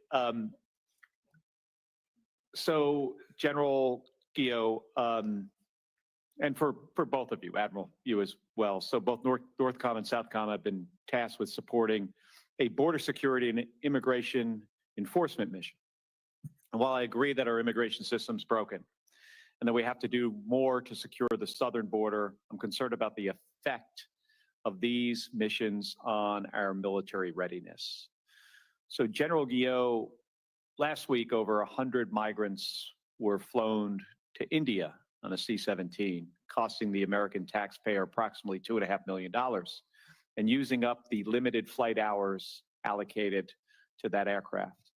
Using mil-air costs around $28,000 an hour or so for a C-17, that's 4 times as much if ICE would have chartered a flight. So given the strain on strategic airlift assets, are you concerned that continued use of C-17s and C-130s, and C-130s are less expensive, but still there are readiness issues with that? Are you concerned that using these for deportation flights could impact availability for higher priority missions? Senator, we work closely with the Transportation Command that operates these flights and are always looking to see if there are the authorities to contract that capability. Do you know what was dropped, what missions were dropped? And Admiral Holsey, same for you. Do you know if we dropped any missions to be able to support the flights to India or Gitmo? I do not know, sir. And Senator, I'm not aware either. And are you aware what the chain of custody looks like for detainees as we transfer them? As far as right now, the DHS has the chain of custody for the detainees as far as those coming to Gitmo. So that's not a military responsibility at all? No, sir. All right. And then, Admiral, I've got a question. We talked a little bit in my office about this yesterday. We're in the midst of a global strategic competition with China, and China continues efforts to influence politics and societies in the Western Hemisphere, in our neighborhood. And they use economic engagement to gain access and influence in countries in Latin America and in the Caribbean. So what's your assessment of the security situation in Panama? And what is your strategy to deter CCP influence in the region without contesting Panama's control over the Panama Canal? So, Senator, just like all places around the world now, China continues to gain their economic and infrastructure influence, and so we know they have some controlling interests in ports on both ends of the canal. We know that they have infrastructure projects as well. My role as the Southcom commander is to defend the Panama Canal in time of crises or contingency, and I intend to do that. And do you agree that working with our partners would be part of this strategy? Yes, sir. And our partners meaning the Panamanians? Yes, sir. The Panamanians are key to working with us. In fact, right now we have an exercise called Panamax we do every year. And that's an exercise where we work with the Panamanians and our allies and partners in the region to do a scenario where we defend the Panama Canal. And just recently, the Panamanian president mentioned that he wants to do Panamax in Panama. So that's a change, right? So we'll continue to work with our allies and partners, continue to work with Panamanians and as we go forward. And can you describe a little bit what that exercise would look like in Panama? Yes, sir. So we think about nefarious actors trying to, create a explosion of something in the canal or stop up the canal. So again, as we're working and the approaches to the canal, so it's the whole entire thing to include cyber activity as well. So again, in every exercise we do throughout the region, there's always some cyber component, and so we continue to work that. So we do have a strategy, and this exercise being part of the strategy to counter the PRC's influence in the region as it is today. Yes, sir. And to be clear, I think I go back to a statement I made earlier about presence, right?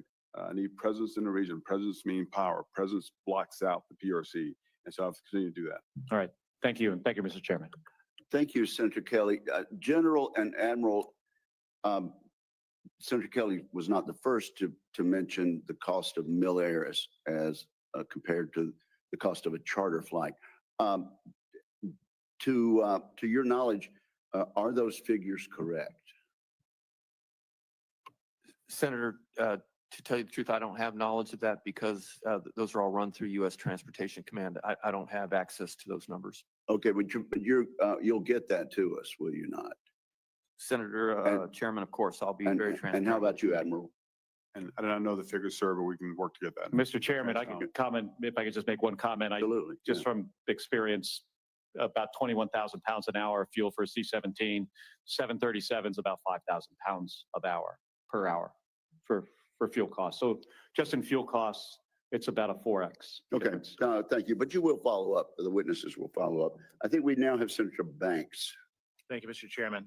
General Guillot, the President's executive order to establish the Iron Dome for America stresses the need for both weapons to shoot down enemy missiles and also the satellites to track them. The EO called for the, quote, acceleration of the deployment of the hypersonic and ballistic tracking sensor layer. If NORTHCOM is going to have an effective Iron Dome for the U.S. homeland, how important is it that we expand our fleet of ballistic and hypersonic missile tracking satellites and space-based sensors?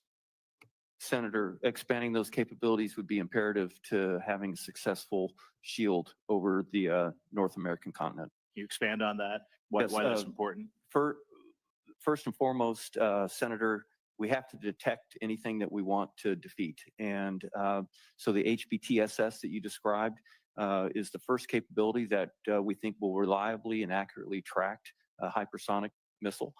We have some capability already that can detect intercontinental ballistic missiles, but those are fairly easy to track because of their ballistic profile, whereas the hypersonics are both maneuverable and much faster. So getting the space-based capability to detect and track those that could cue defeat mechanisms in the end is imperative. How fast do we need them? How fast do we need the capability? Yes. Immediately. Immediately. Thank you for that. Admiral, some of my colleagues have said that the U.S. military operations to defend the neutrality of the Panama Canal would be unprecedented or illegal. Do you agree with that? Senator, that's more of a policy discussion. I think Department of State is better equipped to handle that. So no opinion on whether or not that's, if you were ordered to defend the Panama Canal, that would be legal to do so? So my job as combatant commander is to provide options to the president, sir. Fair enough. Mr. Chairman, that's all I've got. I yield back. Thank you very much, Senator Rosen. Chairman Wicker, Ranking Member Reed for holding this hearing. I'd like to thank General Guillot and Admiral Holsey for testifying today for your service to our country. We really appreciate you. I want to talk a little bit about Guantanamo Bay. So Admiral Holsey, the administration has announced it's using our naval base at Guantanamo Bay to house undocumented individuals detained in the United States. And although I have deep concern about this cruel and misguided policy, including about whether we can trust that ICE is not detaining American citizens, legal permanent residents, TPS recipients, dreamers, or children in these facilities. But Admiral Holsey, understanding that you are only implementing policy decided by others, how is DoD planning to pay for the transport and care? And more importantly, what are the divisions of the missions and the responsibilities between DoD and ICE? Are military personnel charged with the guarding, caring, feeding of people at Guantanamo Bay? So you're paying to get them there, and are you staffing when they are there? So, Senator, we're not paying for them to arrive. I guess a more transcom would probably be able to answer that question there. As far as our role is to provide safe, humane treatment of those in the facility. To be clear, we've done this mission before from a migrant standpoint. I plan every year for a mass migration scenario. So it's kind of a modification to the existing mission, again, to bring them on board. The role of the military forces there is to provide supplies, food, care, shelter, medical support at this time. Well, I guess we have a lot of things to worry about in that, and whether whether it impedes our readiness from a readiness perspective. Having to take care of migrants takes you away from your mission, but I'll move on because we only have 3 minutes. I want to talk to you, Admiral Holsey, now about critical language skills, because the Department of Defense is increasingly making investments on countering the People's Republic of China. We know they are a major threat to us. And are there any concerns regarding a lack of language expertise needed for countries in Southcom area of responsibility, especially considering the evolving situation at Gitmo, the potential need for more Spanish speakers? And how will the elimination of some of these diversity initiatives impact your ability to recruit and retain linguists, people who speak all of the different languages, speak Chinese, to enable your critical mission? And to be clear, Senator, we are a warfighting organization. So our most fundamental duty is support the Constitution, ensure the safety and security of the American people. We look for talent throughout. And so I think right now, as I look at the critical skills, language skills in the Southcom AOR throughout my entire headquarters, I have several multilingual people. And then we've been able to hire folks as well. We'll continue to do that. And that's kind of my point to be made there. Well, we just want to be sure you're not hampered in doing that, because it is critical to have those language skills. I want to move on and talk about with General Guillot, safeguarding domain awareness. You know, our competitors continue to field advanced capabilities across domains that have the potential to threaten the homeland. In light of these threats, Northcom and NORAD have to ensure that the systems providing the homeland with domain awareness are survivable, adaptable, and modern. In addition, these systems must be hardened, as they're going to be subject to an array of cyber attacks during any contingency. I'm encouraged by your efforts to modernize, but what steps are you currently taking to harden our command and control nodes, particularly in the cyber domain, so that we're able to effectively share operational picture during a potential conflict? Senator, as you alluded to, the most persistent and present threat that we face in the Northcom area of responsibility every day is in the cyber domain, with hundreds or maybe even thousands of attacks or attempted attacks on our networks. So the way we harden that is primarily through cyber protection teams that we have that first look at our unique NORAD and Northcom computer systems and networks, and then across the DoD network in partnership with Cyber Command to make sure that those are protected. And then when you go outside of that ring, we look at critical infrastructure for capabilities that not only help the American citizens but also help the DoD. And then there's 4 partners we have there, 3 others in addition to Northcom: Cybercom, the FBI, and CISA. And we work very well with them to monitor the cyber domain to ensure that all of those systems are protected. Thank you. Thank you, Senator Rosen. Senator Tuberville. Thank you, Mr. Chairman. Gentlemen, thank you for being here and thanks for your service. Good visiting with you, both of you. You got tough jobs. General, you talked in your opening statement about the cooperation and the coming together of our adversaries. What do we need to do, and what do you need to do for the next 3 or 4 years to protect our country from those coalitions that are coming together, possibly for a threat to us? Senator, first, we need to continue to work on our ability to detect their activities. Not only are they working together, but even independently, they're increasing their own capabilities, and they can affect us from further ranges than they could in years past individually, and certainly combined, that just magnifies that challenge. And so our ability to detect them from all domains, undersea, all the way to space, is the first, so we can watch what they're doing and have awareness of what they're doing. And then after that is just presence, not only with the U.S. forces, but within our command.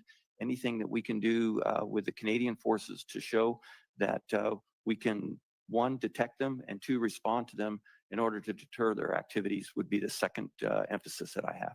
That's the other question I want to ask you. As we speak, how's our working relationship with our Canadian partners up north? Senator, on a military to military basis, it's outstanding. NORAD is a binational command, and so they're partnered with the United States at every level of the command. And we talked earlier about the first time ever the Chinese and the Russians flew together in the Arctic. Our intercept of that was with US and Canadian fighters that were completely integrated. So at the mill-to-mill level in NORAD, it's excellent. And then also between NORTHCOM and CJOC, the Canadian Joint Operations Command, there's several times where we have Russian or Chinese ships out in the Arctic that are being patrolled by the Canadians out of US bases to build that strength and relationship we have. Yeah, speaking of the Arctic, do we actually have a icebreaker that works now?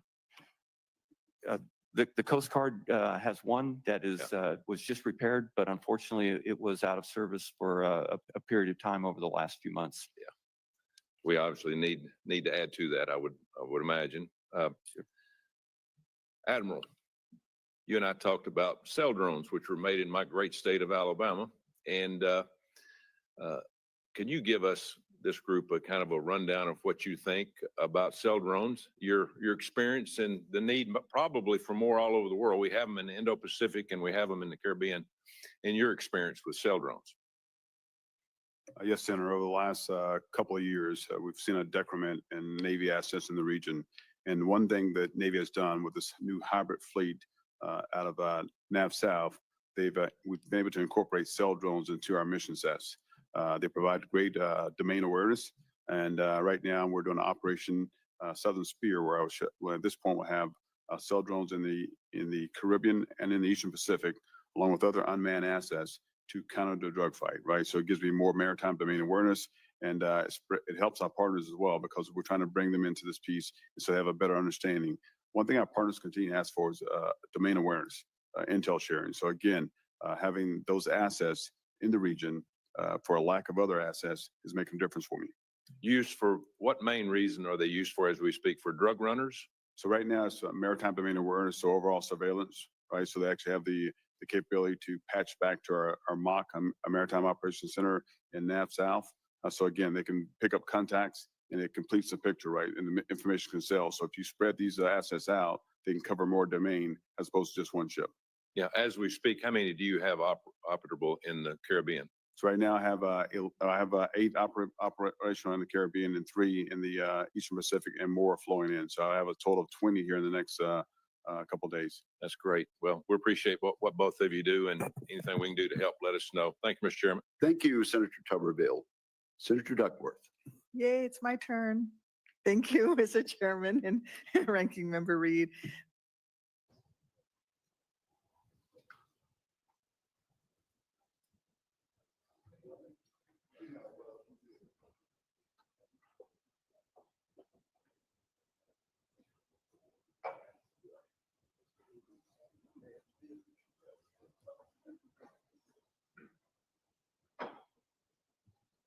This hearing will come to order, and thank our witnesses for being here today. We're joined by General Gregory Guillot. Thank you for being here from Northern Command, and Admiral Holsey from Southern Command. The United States faces the most dangerous security environment it has entered since World War II. We know about the threats in Europe, Asia, and the Middle East, but we must not lose sight of threats in our own hemisphere. Both of these commanders face an increasingly complex set of actors who seek to harm Americans and undermine our interests. The Chinese Communist Party has exploited our porous southern border to facilitate the trafficking of fentanyl and other deadly drugs. Beijing has brazenly violated U.S. airspace. It has burrowed its cyber payloads into core U.S. telecommunications infrastructure and spread its predatory economic practices to South America. China, Russia, and North Korea pose an increasing nuclear and conventional threat to key U.S. cities. Not to be outdone, Iran continues to try to kill Americans on our own soil. General Guillot, I would like to hear your updates in three key areas. First, border security is a priority for the president, and I agree with his decision to declare a national emergency at the southern border. President Trump has asked you to deliver an updated plan to ensure border security. He's also directed you to assist law enforcement in its security and deportation operations. DoD has a lot to offer to support law enforcement. The 2022 National Defense Strategy, published by President Biden, listed Homeland Defense as the military's first priority. So this is bipartisan. It is clear that the American people do believe that border security is national security. I look forward to hearing from you on your work in this area. Second, President Trump has asked you to contribute to a new plan for homeland, air, and missile defense. I would welcome your insights in this effort.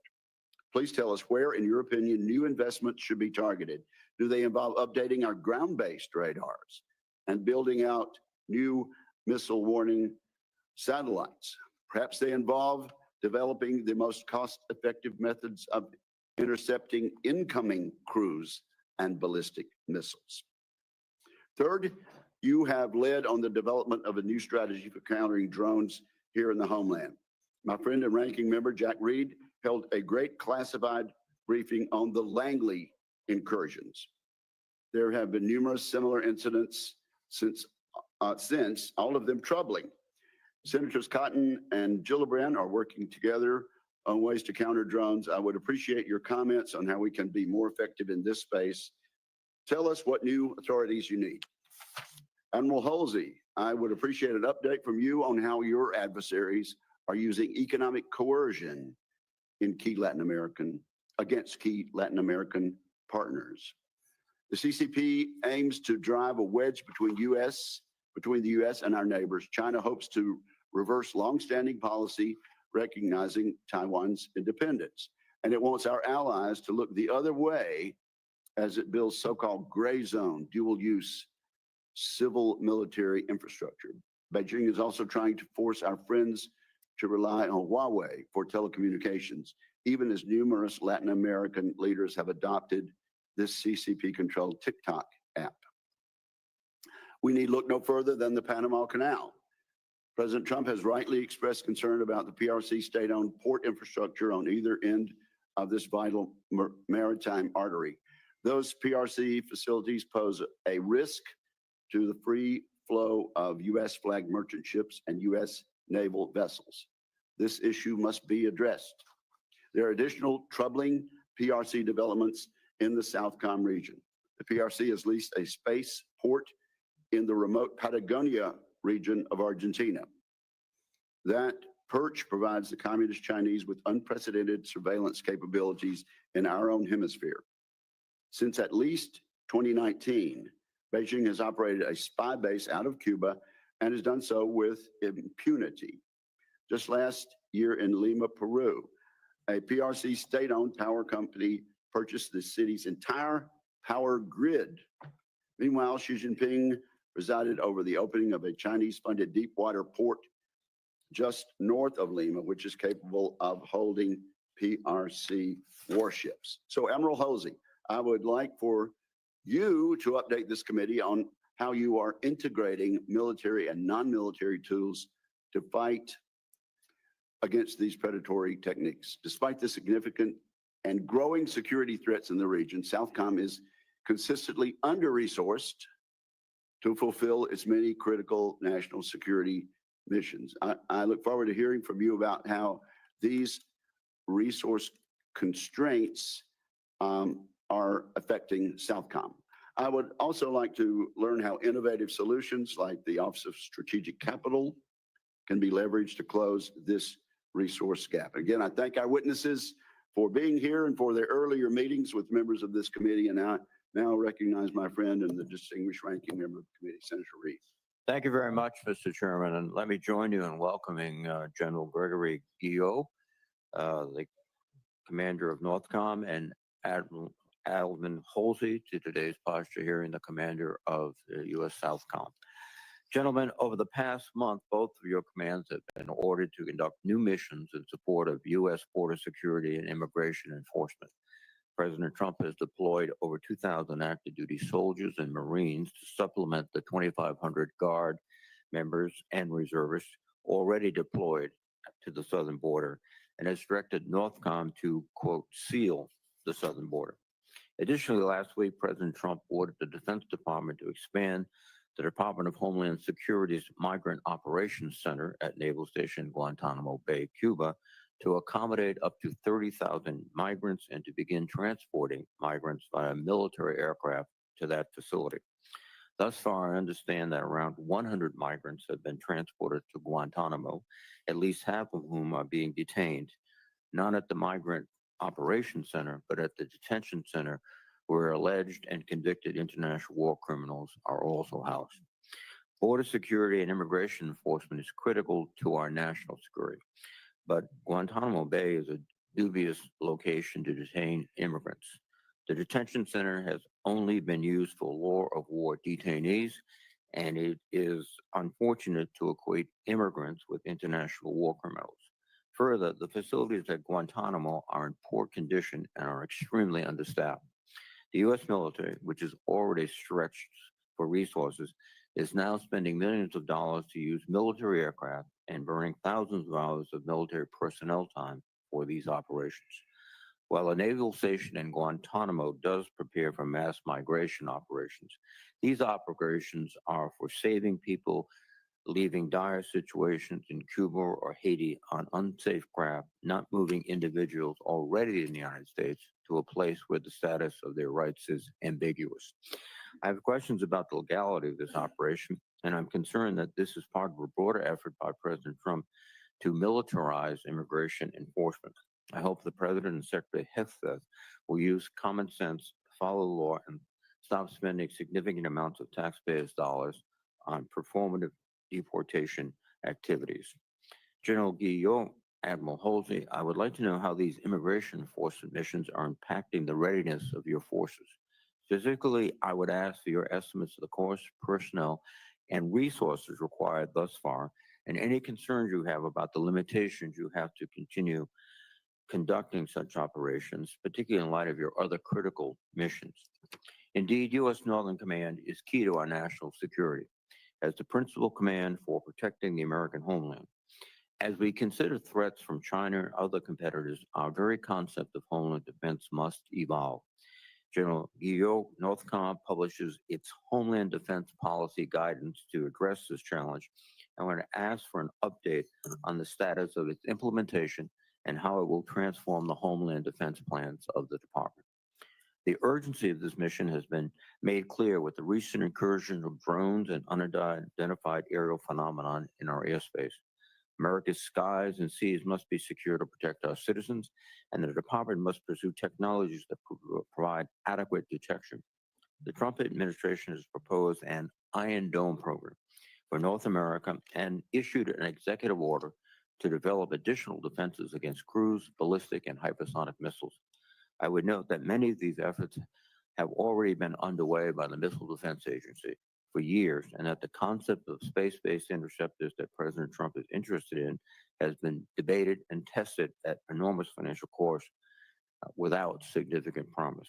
General Guillot, I would ask for an update on how the Homeland Missile Defense mission is proceeding, and your view on how a space-based interceptor system could affect Russia's pursuit of a nuclear weapon in space. Turning to Southern Command, Admiral Holsey, your command faces growing challenges from China and Russia in Latin America.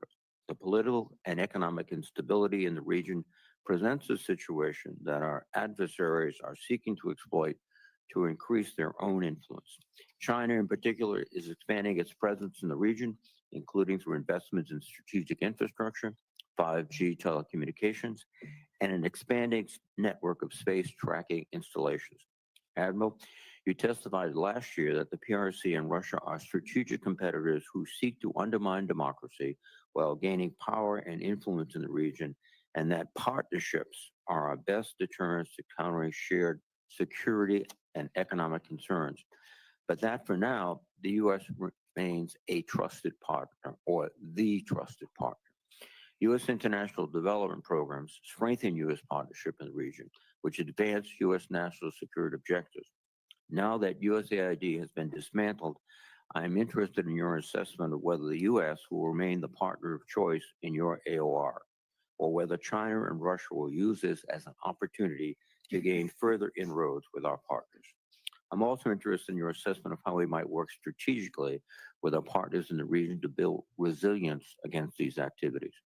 Southcom, like Northcom, continues to work closely with the U.S. interagency to support counter-narcotics and counter-transnational criminal organizations, or TCO, missions.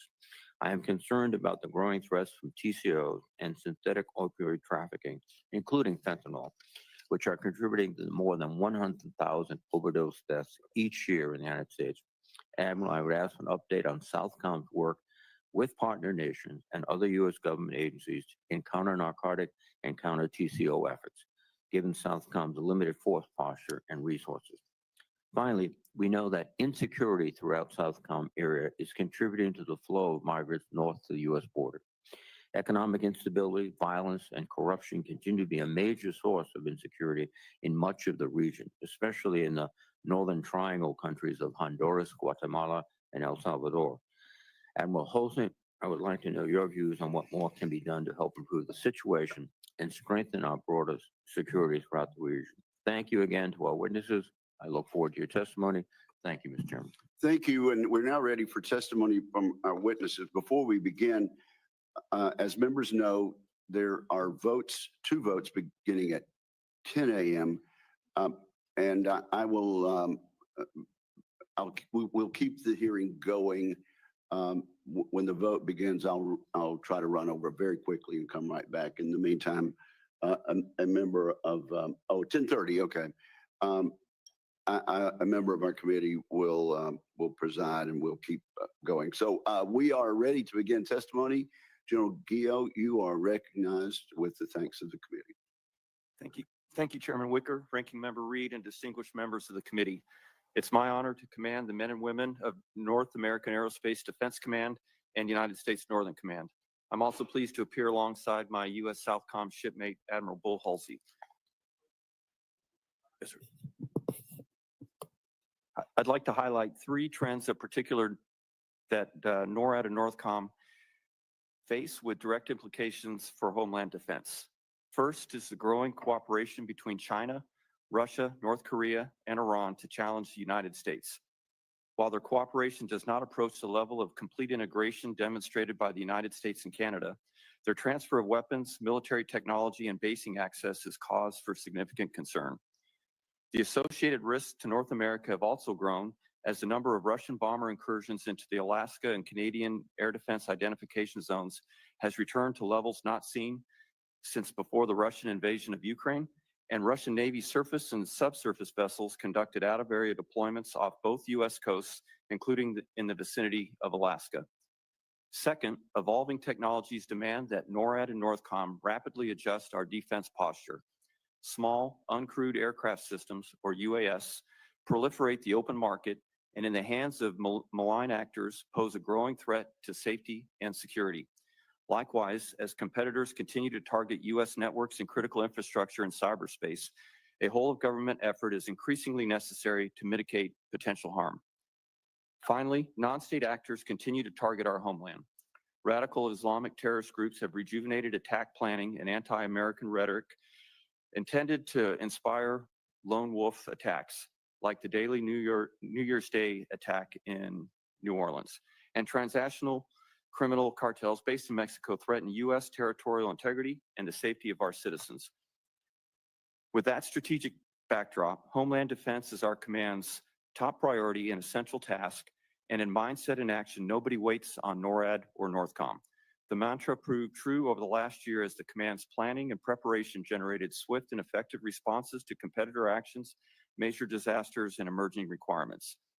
Over the past 12 months, NORAD and Northcom intercepted joint Russian and Chinese bombers off the Alaska coast, tracked Russian surface vessels off both coasts, detected and assessed numerous North Korean missile launches, tracked multiple Chinese dual-use military and research vessels in the Bering Sea and Arctic Ocean, supported Americans in need following Hurricane Helene and wildfires in California, postured to support Hurricane Milton response, deployed troops and unique military capabilities such as airborne ISR along the U.S. southern border, illuminated transnational criminal networks, deployed military personnel to assist U.S. Secret Service in securing 195 presidential campaign events, and improved defensive capabilities against all threats ranging from ICBMs to small drones.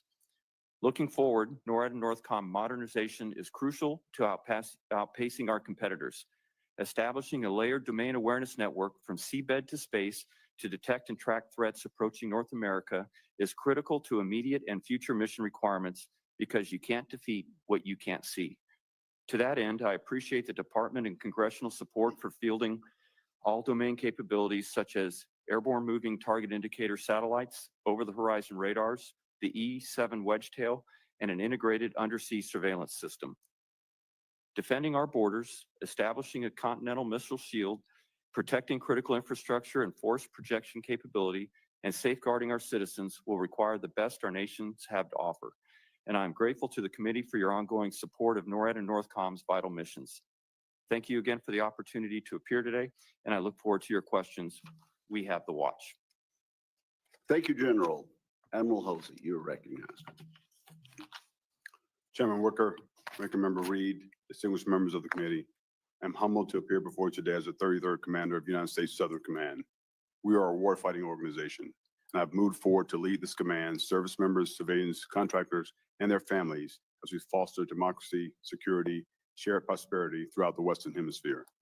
I'm honored to testify alongside General Guillot as the relationship between NORTHCOM and SOUTHCOM is vital to the safety and security of our homeland.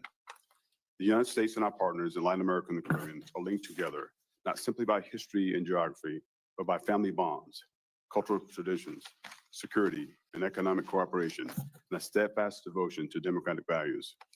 This enduring commitment to these values is a cornerstone of our collective partnership. Together, we seek to achieve lasting security, stability, and prosperity throughout the Americas. Today, this vision is imperiled by a host of threats. These threats include strategic competition from China and Russia, the impact of transnational criminal organizations, the complex transboundary challenges such as irregular migration, natural disasters, eroding democracies, food and water insecurity. China is our pacing threat and continues to its methodical incursion into our shared neighborhood, wielding diplomatic, informational, military, and economic influence to export its authoritarian model to the region. Most focus to the east and west when they think of great power competition. A look to our south reveals that China has already established a strong presence. Its predatory and opaque investment practices, resource extraction, and potential dual-use projects from ports to space threaten the security and sovereignty of our partners while jeopardizing the United States' national security. Simultaneously, Russia supports like-minded regimes like Cuba, Nicaragua, and Venezuela, using disinformation, military engagements, arms sales, force projection. Moscow is now attempting to undermine the United States leadership, interests, and influence in the region. Meanwhile, TCOs continue to fuel instability throughout the region. They exploit the permissive environment and engage in brutal violence, illicit trafficking, and other criminal activities to undermine the rule of law and disrupt the legitimate government functions. And they are having devastating effects which will spill over into our homeland, destroying lives. Border security is a concern for us all. SOUTHCOM recently stood up Joint Task Force Southern Guard at Naval Station in Guantanamo Bay in support of the Department of Homeland Security to provide safe and humane care of illegal aliens until they are returned to their countries of origin. Our time is now.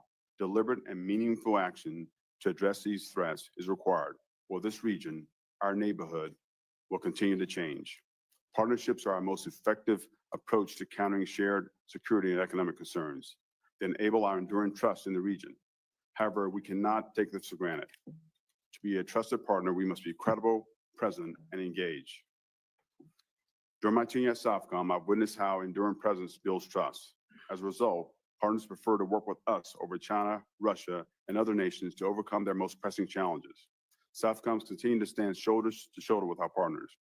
We have and will continue to respond rapidly to crises in any form. Together with our partners, we are building their capability and capacity to mitigate, respond, and recover from our collective threats. sustained investment in security cooperation, joint exercises, disaster assistance, among other initiatives, enable us to innovate and deliver at the point of need. As this department sharpens its warfighting edge, I'm grateful for the continued support of Congress. Today, this vital support to defending the democratic principles and interests that underpins the stability, prosperity in the region, and ultimately the security of our nation. Thank you again, Chairman Wicker, Ranking Member Reed, and members of the committee for this opportunity. I look forward to your questions. Thank you very much for your testimony. Let's get started quickly. General Guillot, you can see from Senator Reed and me, we're interested in the executive order to renew America's aging missile defense architecture. So I'll jump right in there. So how are we going to do this? What are the options? What are your top priorities with respect to upgrading our air and missile defenses? What role do you see space-based capabilities in this effort? And is our industrial base primed to execute this mission? So what are your top priorities? Chairman, the top priority in that, in our efforts to meet the direction of the executive order is first and foremost to establish increased domain awareness. As I mentioned in the opening